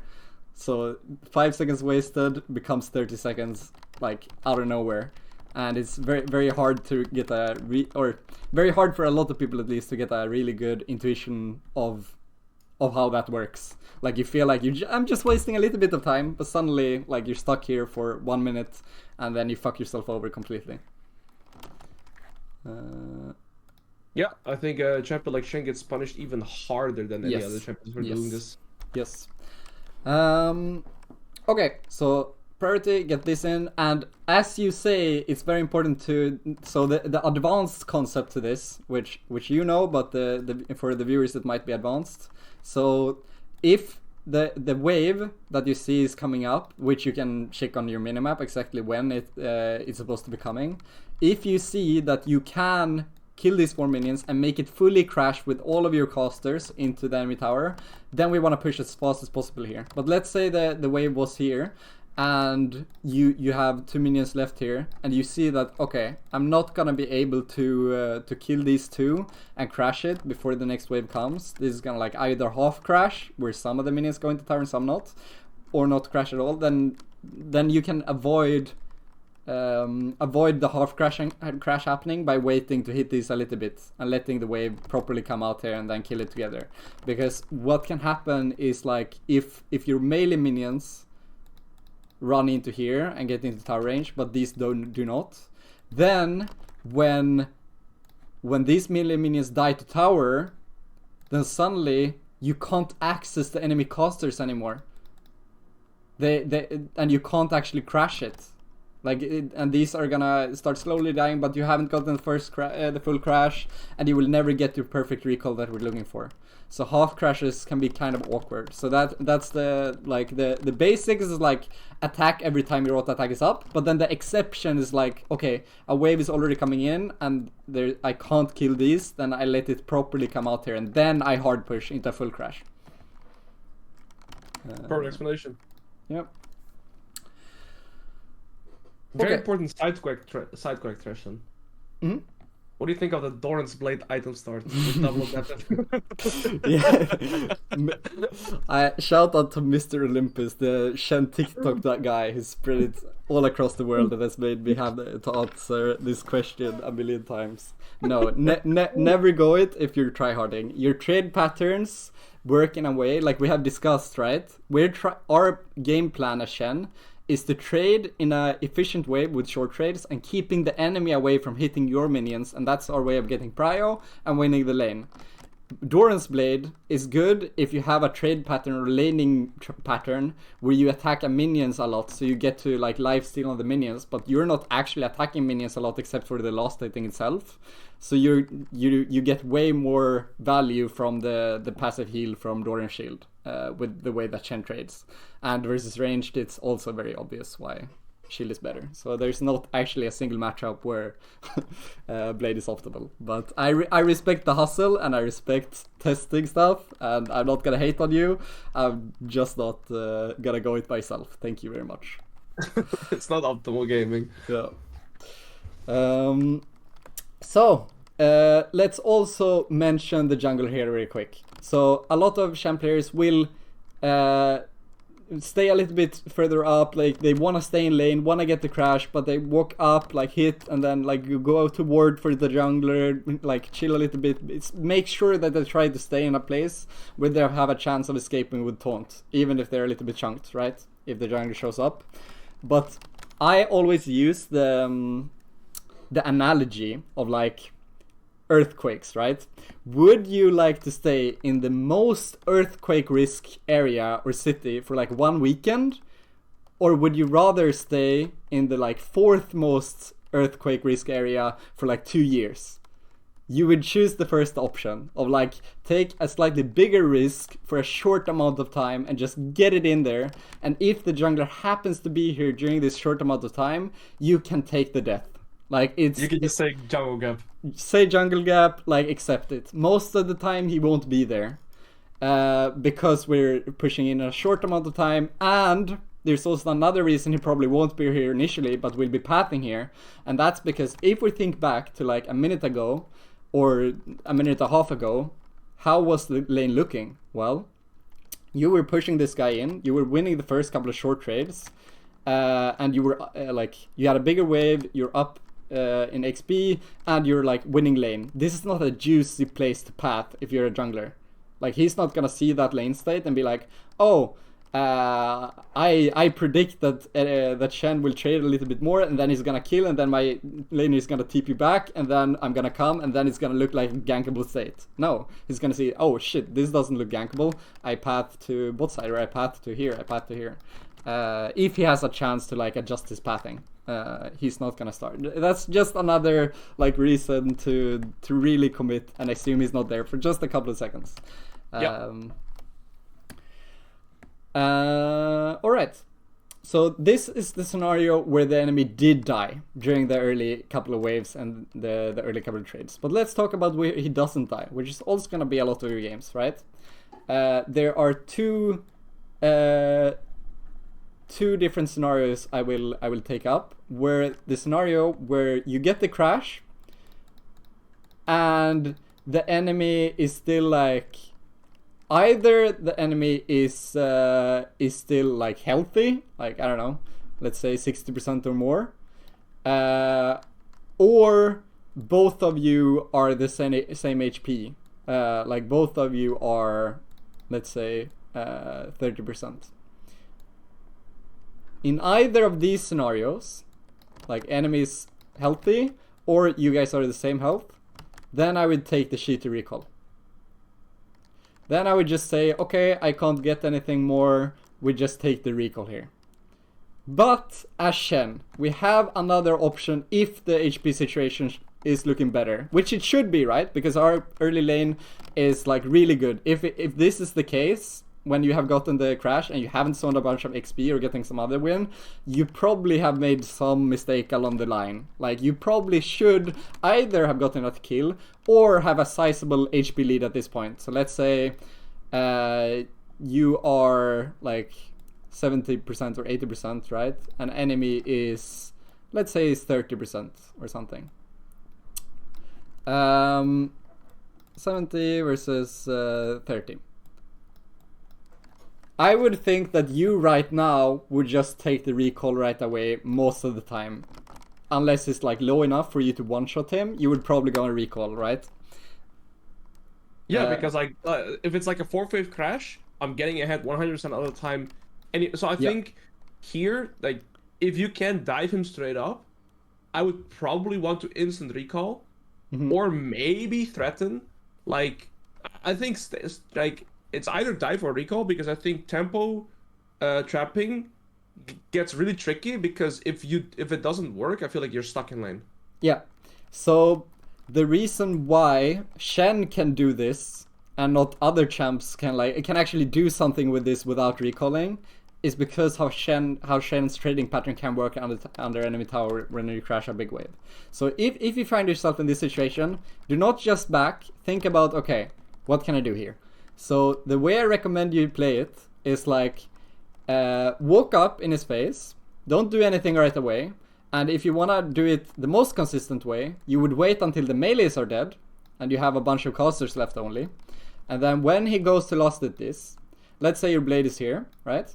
You walk up like behind him here without auto-attacking him yet or like doing anything. He's maybe gonna be erratic at this point and like lose some last hits, but eventually you're gonna get into a point where you know that you're gonna hit the drag through. So then you drag through, right?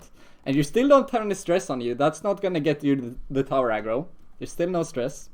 But sometime during the next couple of seconds here, you're aiming to attack him once and then instantly cancel that auto attack animation with taunting out. So we get 1 MQ worth of damage and then taunt worth of damage. And then since he's a little bit away from his tower in order to lose his casters, he will have to walk outside of his tower into you, right? Because you taunted and you took maximum of 1 tower shot. If you're like Faker, you will have timed this auto attack into taunt to take no tower shots by like watching when tower hits. But that even if you take a tower shot, passive is gonna block it and it's totally worth. But we do this, he walks out into us, we attack him once more and maybe even the third auto attack depending on how far he walks out. But at the very least 2 MQs worth of damage, 2 MQs and the taunt worth of damage.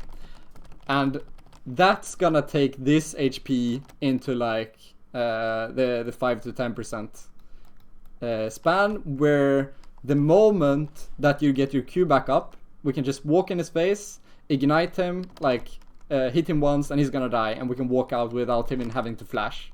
And if you have a big enough wave, which it should be if we got a slow crash, then you have time in order to like take this trade and then wait for Q and then walk back under here before he has cleared this and just kill him or force him to walk away. Makes sense. And if he walks away, what do you think? You walk with him, make him lose the entire wave, maybe hold the wave a little bit, so then your next wave walks into his turn as well. Yeah. You draw back on your recall. Yeah. I would even give you an advanced optimization if you want to be extra evil, which you do want to. You can let him run away initially and act like, okay, you can recall mate, and like stand around here for like 2-3 seconds acting like nothing, maybe hitting a last hit or like just standing here literally. And then after 3 seconds, then you start chasing, because then he's for sure gonna greed a recall here, right, in a bush or in here. And if you get that cancel, he's gonna guaranteed lose this entire wave and probably the next one as well. And he's omega done so. It'd be like I don't know if you have it, but it'd be so nice to like see a visual example of you playing out this die, for example. Yeah. I will try to get it to you. Oh, I will actually. Let's see. Splitpushing guide. Very curious to see this dive played out. I don't remember which one. I think. Hello, everyone. In both, but I remember it's the same thing here. It's this trading pattern would be a lot of games where your enemy is much lower. Dun, dun, dun.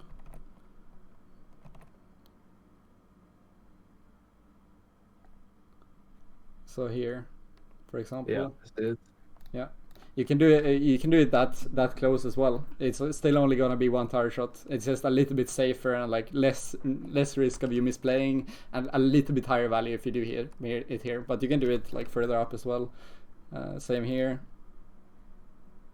Boom, and then the enemy is gonna be low enough for you to push them away. In this case, I don't have the wave to justify it, so I would just like play out the bounce. I understand. Yeah, I'm getting excited to play Shen. Your champ is broke. No, I'm kidding. Like I'm generally getting like excited watching this. Yeah, looks so nice. All right. Why is it Turkish? True. Why are the subtitles in Turkish? Huh? I have no idea. They're everywhere, man. Okay.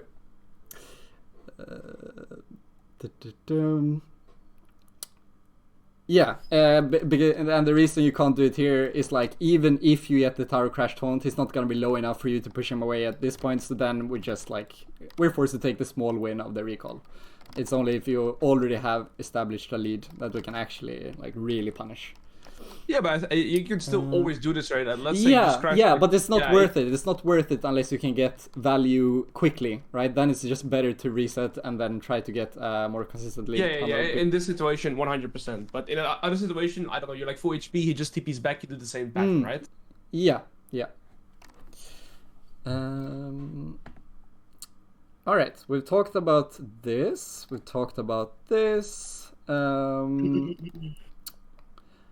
Now let's talk about what to do after the full crash and the recall. First off, I guess, what is the thing that you usually buy on the first recall? What is your priority items? So regarding like 500 gold, 600 gold, right? Sure. I would say ruby crystal refillable. Yeah, ruby crystals in general, and if you can afford a bomby, which is often the case, if you slow push, get a kill, and then get a full crash. You're often, if you have lost it decently, you're often gonna have the full bombies, which is amazing if you can. But it's fine as well to get rubies, stuff like this, and then whatever you feel like you need. But don't. I saw you in one of your games. You bought like boots, cloth armor. Oh yeah. It didn't feel good. It's not worth it, even into range champs. Just prioritize HP and use your good movement instead to try to get taunts. Like HP is so much more important than any other thing for the first recall. Always prioritize it. Question on boots actually. What do you feel like are the best boots? I've been kind of just spamming CDR boots, but I'm not sure if it's correct. I feel they have been so nerfed, and sure they are fine, but I feel like plated works really well together with the way you play with Heartsteel. You would just feel even more unkillable, especially if you're playing into a split pusher.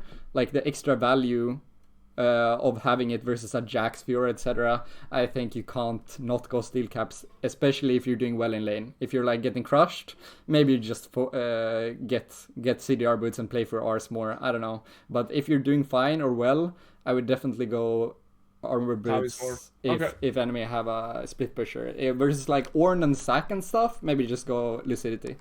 And would you go Boots of Swiftness sometimes against like Gwen and champions like these? I have not done so. No. I saw I saw you going it in one of your videos. It looked kind of fun. I'm willing to test it a little bit. I will not say it's bad or good. I will not commit to a stance on that. It might be okay, especially into like specifically Gwen, because then you can't go plated anyway, right? And mercs are kind of trash. Yeah. So in situations where plated is bad and you think Swifties might be good, I don't hate the idea. It might be good actually. Okay. All right. Yeah. So we have gotten the full crash. Where we have bought whatever we need to. How will the wave look? It's gonna slow stack towards you.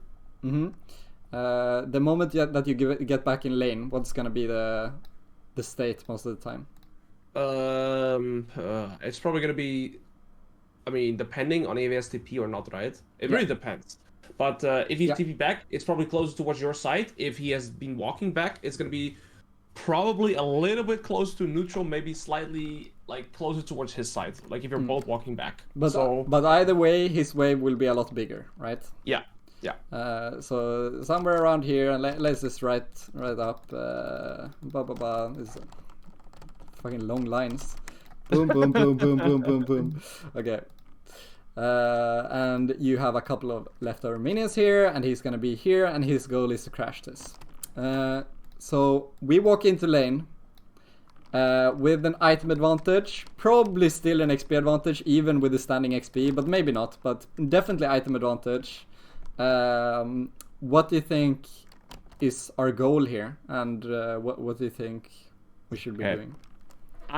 Okay, so my instinct tells me I want to just look for straight up taunt, because I'm gonna instantly get my good blade as well. I'm gonna do 2-3 auto attacks, block the damage from minions and him with my W, and then I also will have good blade position to play maybe one more opportunity like this. Your intuition is 100% spot on. I'm very impressed, honestly. Like, okay.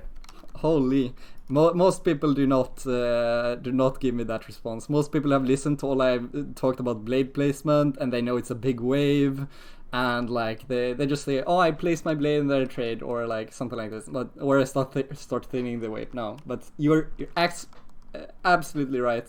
You just like taunt in, because if you take it any kind of like slower approach, then during that time that you're setting up for a next trade, or like you're taking the slow approach of thinning it, then he will have access to hitting your wave during that point, right? And that matters so much more than everything else. We want to stop him from having access to the wave right away. And by taking aggro, we do that. And we have our W to block for a little bit. And we get like 3 auto attacks off, and then we walk away, right? And we drop aggro. And if it was here, then maybe we walk into a bush. If it was here, then maybe we walk away. And then we're gonna have the blade, as you say. We'll wait for Q back up. And then we're gonna have a drag through with our passive, preferably. On the topic of the passive, I will mention that real quick. Like, the passive has a cooldown of like 10 seconds, right? Yeah. And Q has like 8, or if you put some points in it, down to like 6 or something. But basically, there's sometimes a couple of seconds where your Q is up, but your passive is not up yet. And in those cases, it's very important to keep track of that and wait for those extra 2 seconds before going for a short trade with a drag through. It's a very easy thing to miss as a newer champ players, especially. Yeah, I saw that for myself as well. Like, I'm not playing to my passive cooldown correctly yet. Yeah. But if you drag it through them, your passive goes down, but you don't proc it, right? So let's say it doesn't go down for that exact use. It goes down for the next like use of the passive. It doesn't like go down by 4 seconds the moment that the blade goes through, and then proc right away. So if it's like I thought it would. Yeah, it makes sense. Maybe we should email Riot for a buff. Yeah, make him stronger, bro. I thought it worked like this, and I was like, wait, I have no shield. Yeah. So we trade, we drop aggro, we trade with Q and passive, and then he's gonna be like half HP or something, and then we can just pressure him away. The moment that we get our E back up, we have kill pressure, right? If he doesn't get give up prio at this point, he will die. So he will have to give up prio, and that's the time we start thinning the wave because it's probably too big, right? Yeah. And once we have thinned the wave a little bit, so it's like, I would say 4 to 6 is a good amount of more minions on the enemy side. It's easy to control, and it's gonna be perma-freezing, right? Yeah. And then we just freeze in 2 steps. You probably like know this pretty well already, but for everyone else, the way to freeze well is to do it the step of like after you have thinned it. We think, okay, if we have a wave that's gonna be tanking for a bit, then the next step is to start zoning XP. Just walk up to him, and if he goes close to you, then we just kill him, right? Because it's already chunked. And otherwise, we just stand here and let the enemy big wave kill our minions one by one. And if we lose a last hit here or there, it doesn't matter. As long as the enemy is losing both last hits and XP, all good. Like, enemy is completely fucked here. And the only thing you have to respect is the jungler, right? Before starting to zone, you probably want to place a ward here, and also keeping track like what jungler are we playing against. If you're playing against an Elise or a Rengar or something that has scary lane ganks, be careful about that, because lane ganks can be one of the main ways to break a freeze if the enemy jungler is smart. Because you're probably not gonna ward it. So if you have 2 wards actually, and enemy jungler has a lane ganker, then you can place one here and one in lane, and then you can feel very, very safe. Or you can just have it in mind. So I have a question. Yeah. I think on Shen especially, like Shen is one of the best champions in the game to be freezing with, because the way I usually approach the concept of freezing is you freeze when you can deny your opponent more resources than you would get by pushing yourself. Yeah. And since Shen is so bad at pushing for third plates, I think freezing, generally speaking, is your preferred option, right? Yeah, exactly. At the same time, it's also counterintuitive because you don't want to look for an ultimate when you're freezing. Yeah, we'll get to that in 1 minute. I'll just go through the basics real quick. Okay, sorry. Okay, yeah. Yeah, all good. So we do it in 2 steps. One, like zone XP until there's a trigger of you seeing that the last couple of minions here are about to die. Because we don't want to let the minions like go into tower, even like into a half crash. Then the freeze is gonna be awkward or broken. So the moment that you see you only have 1 or 2 minions left, that's only gonna tank for a couple of seconds more, we stop zoning XP, we walk back and we drag the aggro once these die, and we can drop aggro in bush, like back and forth if you wanna maximize HP. But the most important thing is that you hold the wave here until the next wave is properly outside of tower. And then we can thin if it's necessary, but if it's not, then we'll go back to zoning XP and back and forth. Drag wave, zone XP, and then thin in the middle when it's necessary. And if you have bombies at this point, then be sure to like not stand in the wave. And if a minion is dying, and the only way you can get it is to get through the entire wave and prop bombies on everything, then it's fine to give up a CS. Like your freeze is the #1 priority. Missing individual CS can be fine. So that is the freezing part. So let's talk about what you said now then. So like, when is it good to R? When like do we freeze? Like how long do we freeze? Stuff like this. What is your intuition when it comes to things like this? I mean, first of all, is who's your opponent, right? I don't know if it's like a Gwen, Trundle, Mundo type champion. I think like holding these freezes is very good, but you have to be very cautious with giving them access to your turret to begin with. And then I think once you want to start pushing, it's kind of in sync with what your jungler's doing on the map. Once you see him like coming from a base and walking towards a neutral objective where you know the odds of getting a skirmish are gonna be pretty high or stuff like this, I think you're gonna try and start matching your push kind of based on what your teammates are doing if you're looking to get an ultimate off, right? And else I think you just, I don't know, freeze into perpetuity until you either kill your opponent or you like chunk him to below half so he doesn't really get to pressure anything. I think it's very hard. It's just situation to situation based on matchup and based on how your team is playing. Because I think if you're gonna ult to salvage 1 kill, for example, like I wouldn't ult when I'm having a freeze to make a defensive play. I would only make an aggressive play that would make my ultimate investment worth more than what I'm gonna lose in lane from the position I'm giving up. Mm-hmm. Yeah, there's a lot of good points here, but I think the thing you said about like reading the situation and seeing like what is going on the map, that is very hard because usually it takes like you can't predict far into the future, right? And you have to decide very early whether to break a freeze or not. So like actually basing it on like where people are on the map and seeing if something is brewing or not, that's very, very inconsistent, and you're often gonna end up making like incorrect decisions. Yeah. Okay. Yeah. That makes sense. So the main thing that is deciding it, well, the first thing is like your own lane. How well is it going? Like are we crushing already? That's the only time we can really freeze in the first place, right? So that's the first thing. We won't be able to create these kind of situations if we don't have a big lead already. But if we're in a position where we have a big lead, and we feel confident that we are gonna be able to consistently freeze the enemy out of XP for like minutes at a time, then there are very few situations that I would one, are away from a freeze like right away depending on something happening, or two, break the freeze in the first place, because it's worth so much in order to like because remember that we got a solo kill, let's say on the Garen, right? We solo kill him, we got the crash, it bounces back to us, we arrive back, we trade him once, and then we start zoning XP.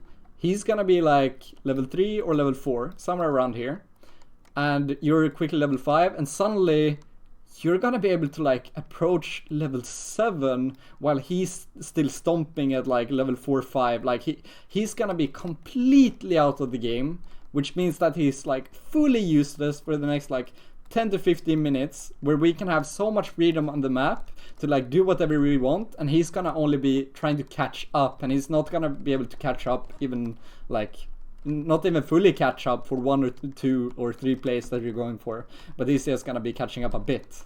So yeah, I think what you kind of do also, I think it's important to mention, like in the shoes of like a Garen, for example, you just start proxying, I think, to kind of just fix this situation. Yeah, but if you see that that's his goal, like if you're playing blue side here, you can just like go ward river and then match his movements. If he's trying to run past you, like no, you cannot, right?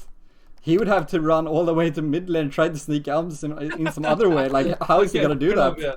That's fair, yeah. Okay, yeah. The only time you can really like consistently fall for a freeze is if the enemy somehow like has tempo on you, and so if you have tempo the freeze and you have a good ward and you think about the fact that he's trying to proxy, you can always stop it.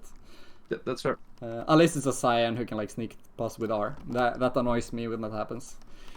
Sometimes I flash just to stop it. It feels good.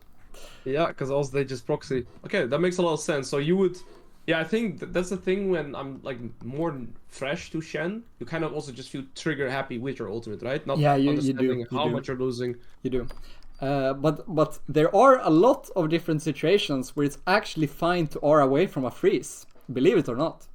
What would you guess are those situations? When would you R away from a freeze?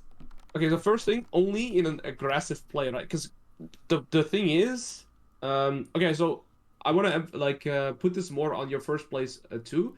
You only have a freeze when you're already in a good spot.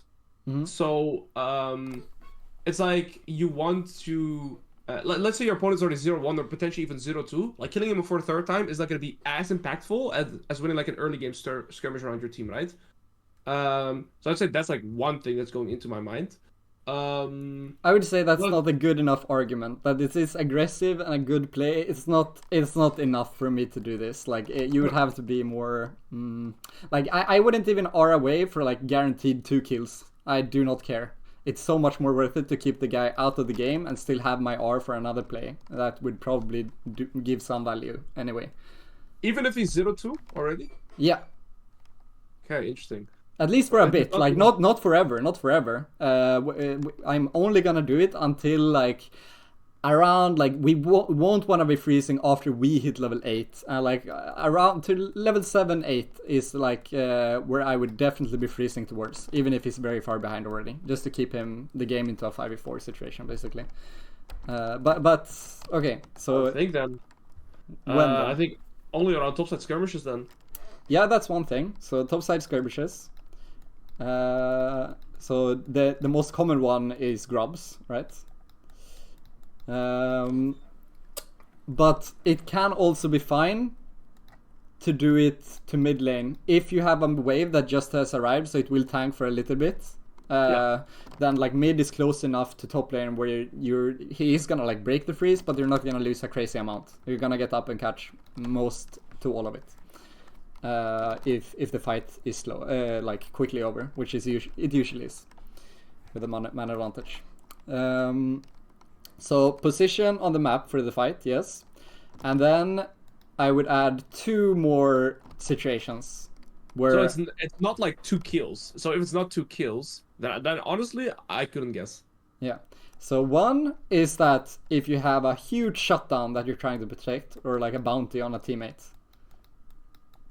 So if your Samira is like 5-0 and she's like completely crushing bot lane and she's a clear win con, if she doesn't die here, then like the game is won.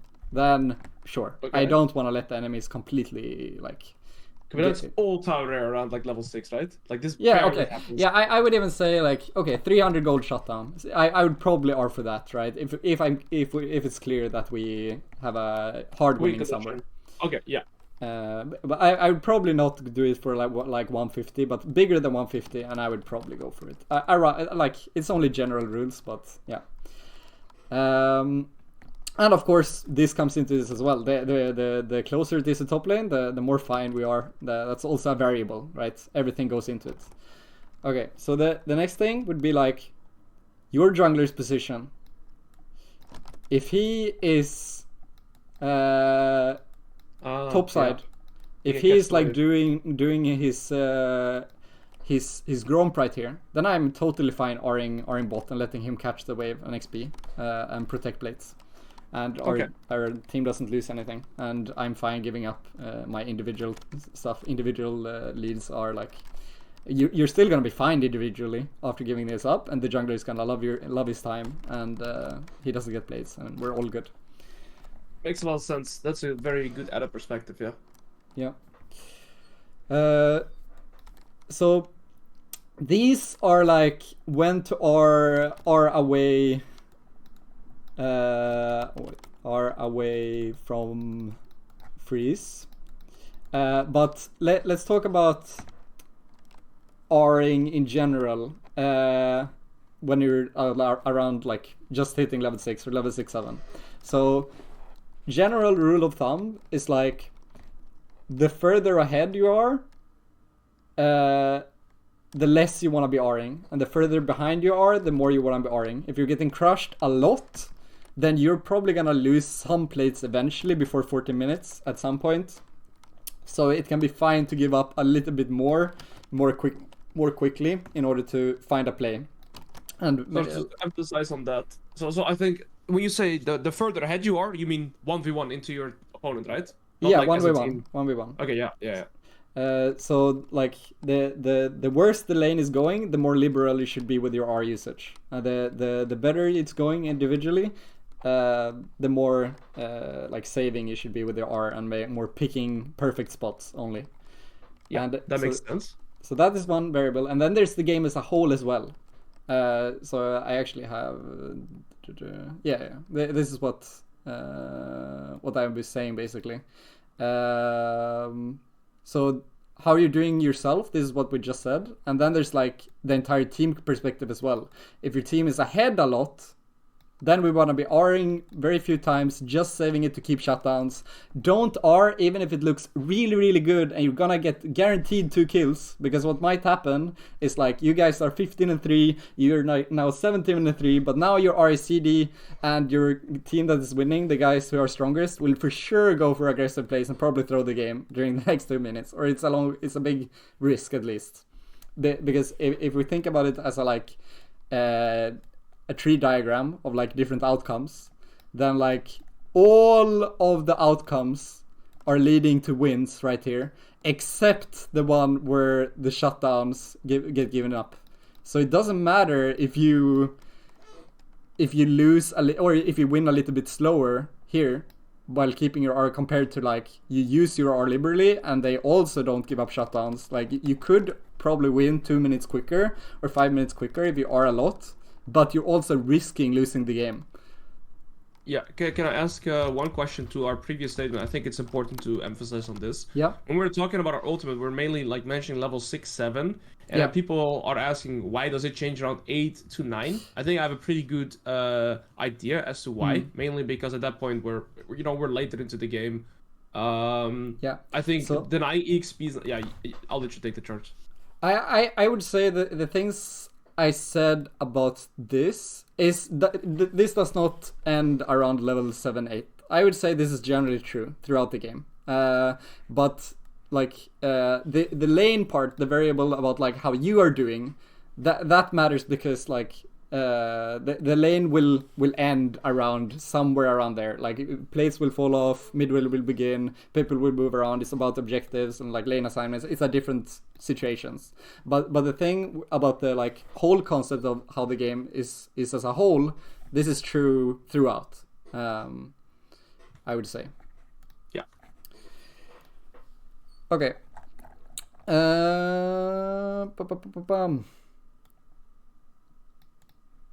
Do you have any questions about this topic more that I feel you feel like you're confused about or you wanna expand about? I think one thing is just important, right? So that when you're behind as a team, you want to be making more aggressive plays in general, right? I think you've written that down well. So I guess one question that I have, and I think that's the hardest part of playing Shen, but this is just also that situation where you don't really have a workaround, is if you're the only potential win condition, I just think it's too hard to pilot this champion. But then you can say, right, you need to make aggressive team or plays with your team, but this is the hardest part to kind of manage. Yeah, I would then, with the current state of Shen, with Heartsteel and stuff, where you can actually become a really, really tanky like raid boss later on and actually do decent damage, it's easy to stress out a little bit too early when, let's say, your bot is losing, your mid is losing, your jungle is losing, right? And you're hard winning, and you have an opportunity to freeze level 6, 7. Then I would probably just keep freezing unless I have a chance to like collect a big enemy shutdown or I have really, really good reasons to not. I would just like play for myself, and then enemy's team are gonna make some mistake eventually, probably that's gonna give you a chance to claw yourself back into the game and get yourself a win condition eventually. Like you're already half a win condition, you're a long bit of a way there with the Heartsteel build. So don't underestimate your own ability to carry, as long as you keep yourself ahead, keep the enemy so behind that it's gonna be a 4v5. Even if your team is like super behind, they're not gonna be as behind as a Garen who's sitting on like 10 CS compared to your 45 and is like 4 levels behind. That's gonna be a bigger lead than any kind of losing teammate 90% of your games, right?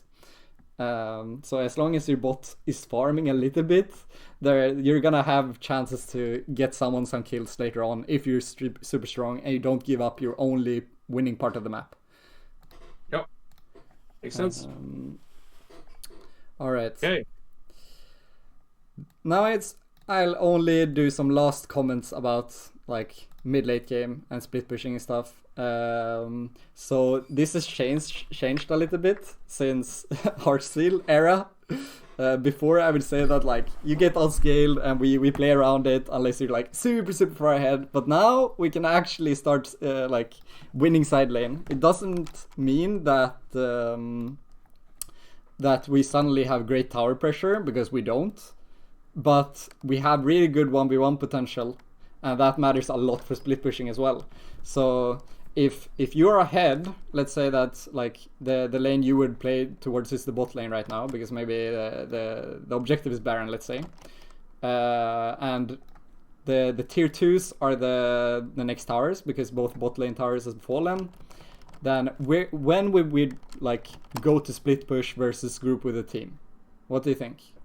Sorry, can you repeat that? So we're gonna like bot lane is our quote unquote assigned lane. It's the open lane. It's where like the enemy will come eventually. Like there's gonna be some kind of barren situation eventually. Might look, we don't know how it looks, but like, is our goal to go and group with the team a lot and like force fights? Is it to go side? Like what would make you make different decisions here? Okay, yeah, so mid to late, this I think is always the hardest one to really paint pictures because it's always going to be super situational. Yeah. I think I'll put it like this. If my team can hold their ground 4v4, I would prefer to just push past neutral or maybe even push into the turret to create a number advantage position. That would be my my instinct. If my team cannot hold their ground, then I would just group up with them. And then once we have like established the vision, I go one turn to the side, probably try and get it into neutral or slightly past neutral, and then group up again. Yeah, I kind of agree with a lot of what you're saying, but I would have your main focus not be on the state of how your team is doing, but the main thing you should be checking first is like, okay, how strong is the enemy side split pusher? Am I stronger in a 1v1 situation? That's the core thing we look at first, which is gonna decide your decision making, right? Because if you are stronger than the enemy in a 1v1, like not close to a tower, just purely fighting each other in the middle of nowhere, then I would tell you to generally push or like path to the side, unless there's a literal R to find like right away. We obviously keep our eyes open for good Rs. That's gonna be a man advantage, like a one fight. But if we don't see that, our instinct should be, okay, are we stronger in a level in a 1v1? Then if yes, then path here and like push, like you said, to the enemy tier 2 and then use the time to abuse the man advantage while he's clearing the wave on the tower. If you are not stronger in a 1v1 scenario, then we should look, where is the enemy split pusher? If it's already like somewhere in this area and it's like in the way of pushing into your tier 2, then you're forced to go to side to answer it because you don't want to lose this. Yep. But if the enemy is like not in lane yet and you're weaker, then it's a big mistake actually to go to side lane. Because you only have short windows of time to abuse like mad advantaged fights with Shen if you're weaker in a side lane. Because we're trying to not lose this, right? And if he's not in lane yet, that means he's not pressuring this yet. He's probably on his way or soon to be on his way bot lane to like start pressuring this because this is his win con. And if we can find a 5v4 situation or a man advantage before he starts actually pushing this, then we can find a fight, maybe get a pick, and then we still have time to like walk bot and save this. So, but what happens if you start walking to an empty lane, if you're weaker, is that the enemy is eventually going to show up. Let's say you have pushed pretty far, you have pushed to the enemy side here, but not fully. Enemy is going to stop pushing away, you don't have access to the wave anymore, and if you at this point start to like walk to your team because you can't contest the level 1, then, or 1v1, then he's going to quickly get to your tower and start pressuring it before you can actually get something done most of the time, or he's gonna trade this for a kill that you get for something, and you have to make a hard decision here.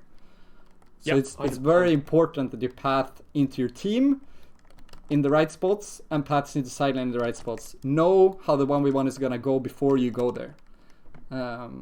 That's way more important than like exactly how the situation is looking, and if you're predicting that they might be able to hold their ground or not.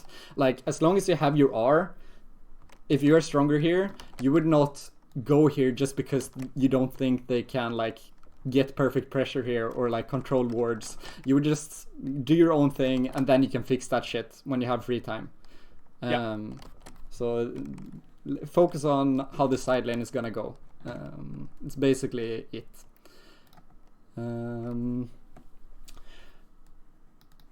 And for team fight tips, how do you think you usually should play team fights? How do you think you do play team fights? What's some core things to think about? Well, like items fight summoners, of course, and I think as Shen, you can do 2 roles. You can either be like a main initiator or you can like pew, right? You can kind of do both.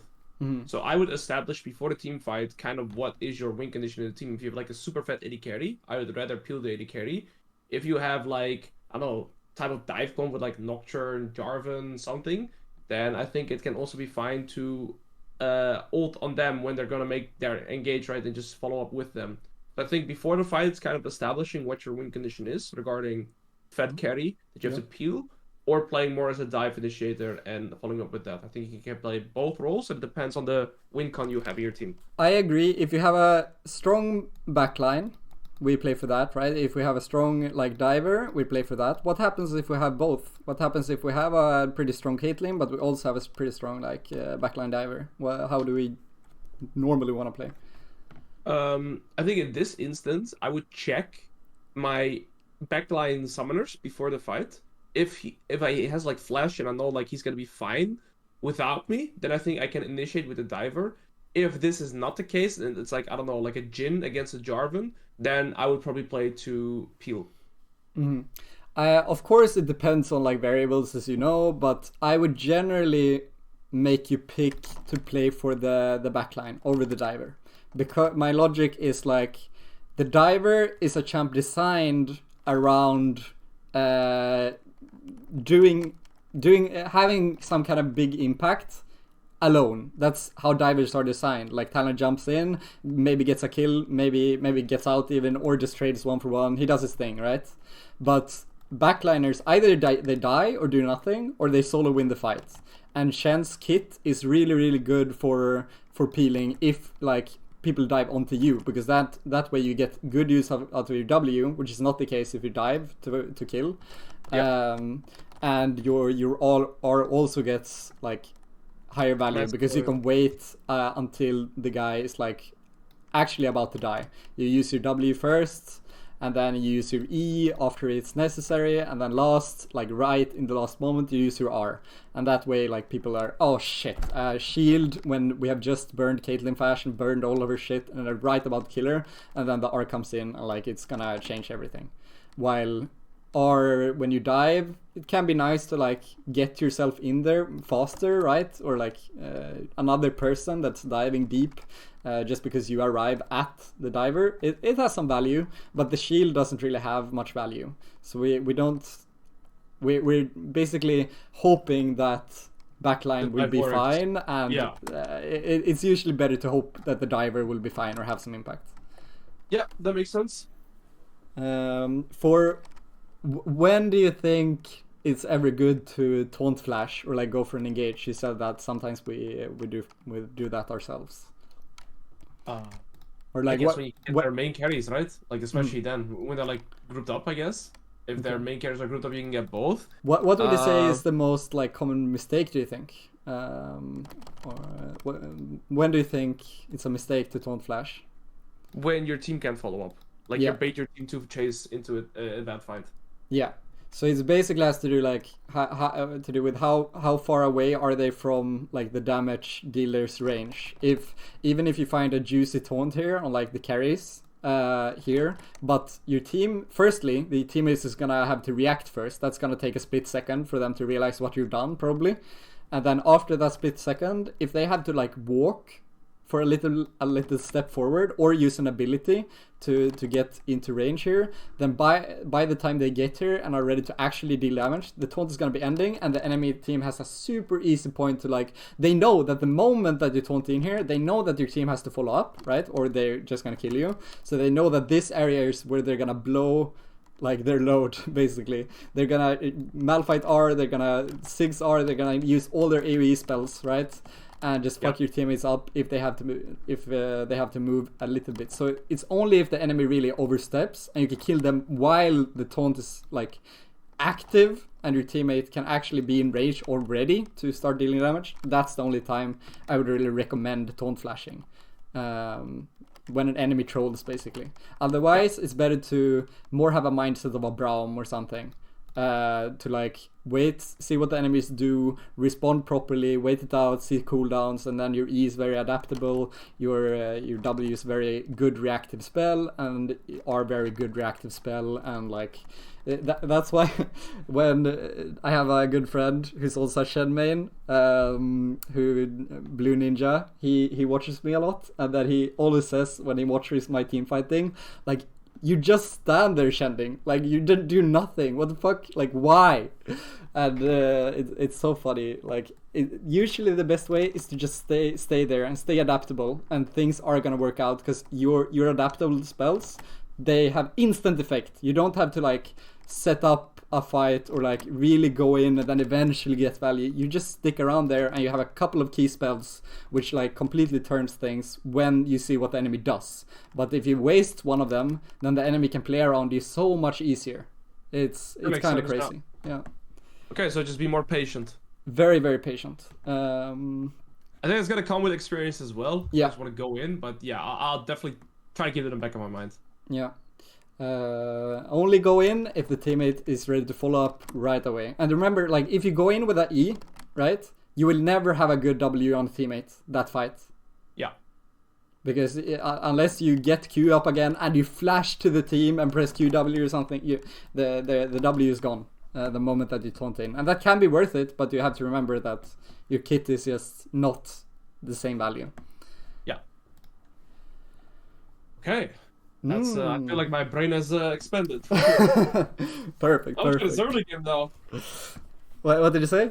I want to really try and improve my early laning. Yeah, that's often that's the core thing here. That's the easiest thing to improve as well. All of these late game concepts, that comes more from experience, and there's so many more variables in every single spot, right?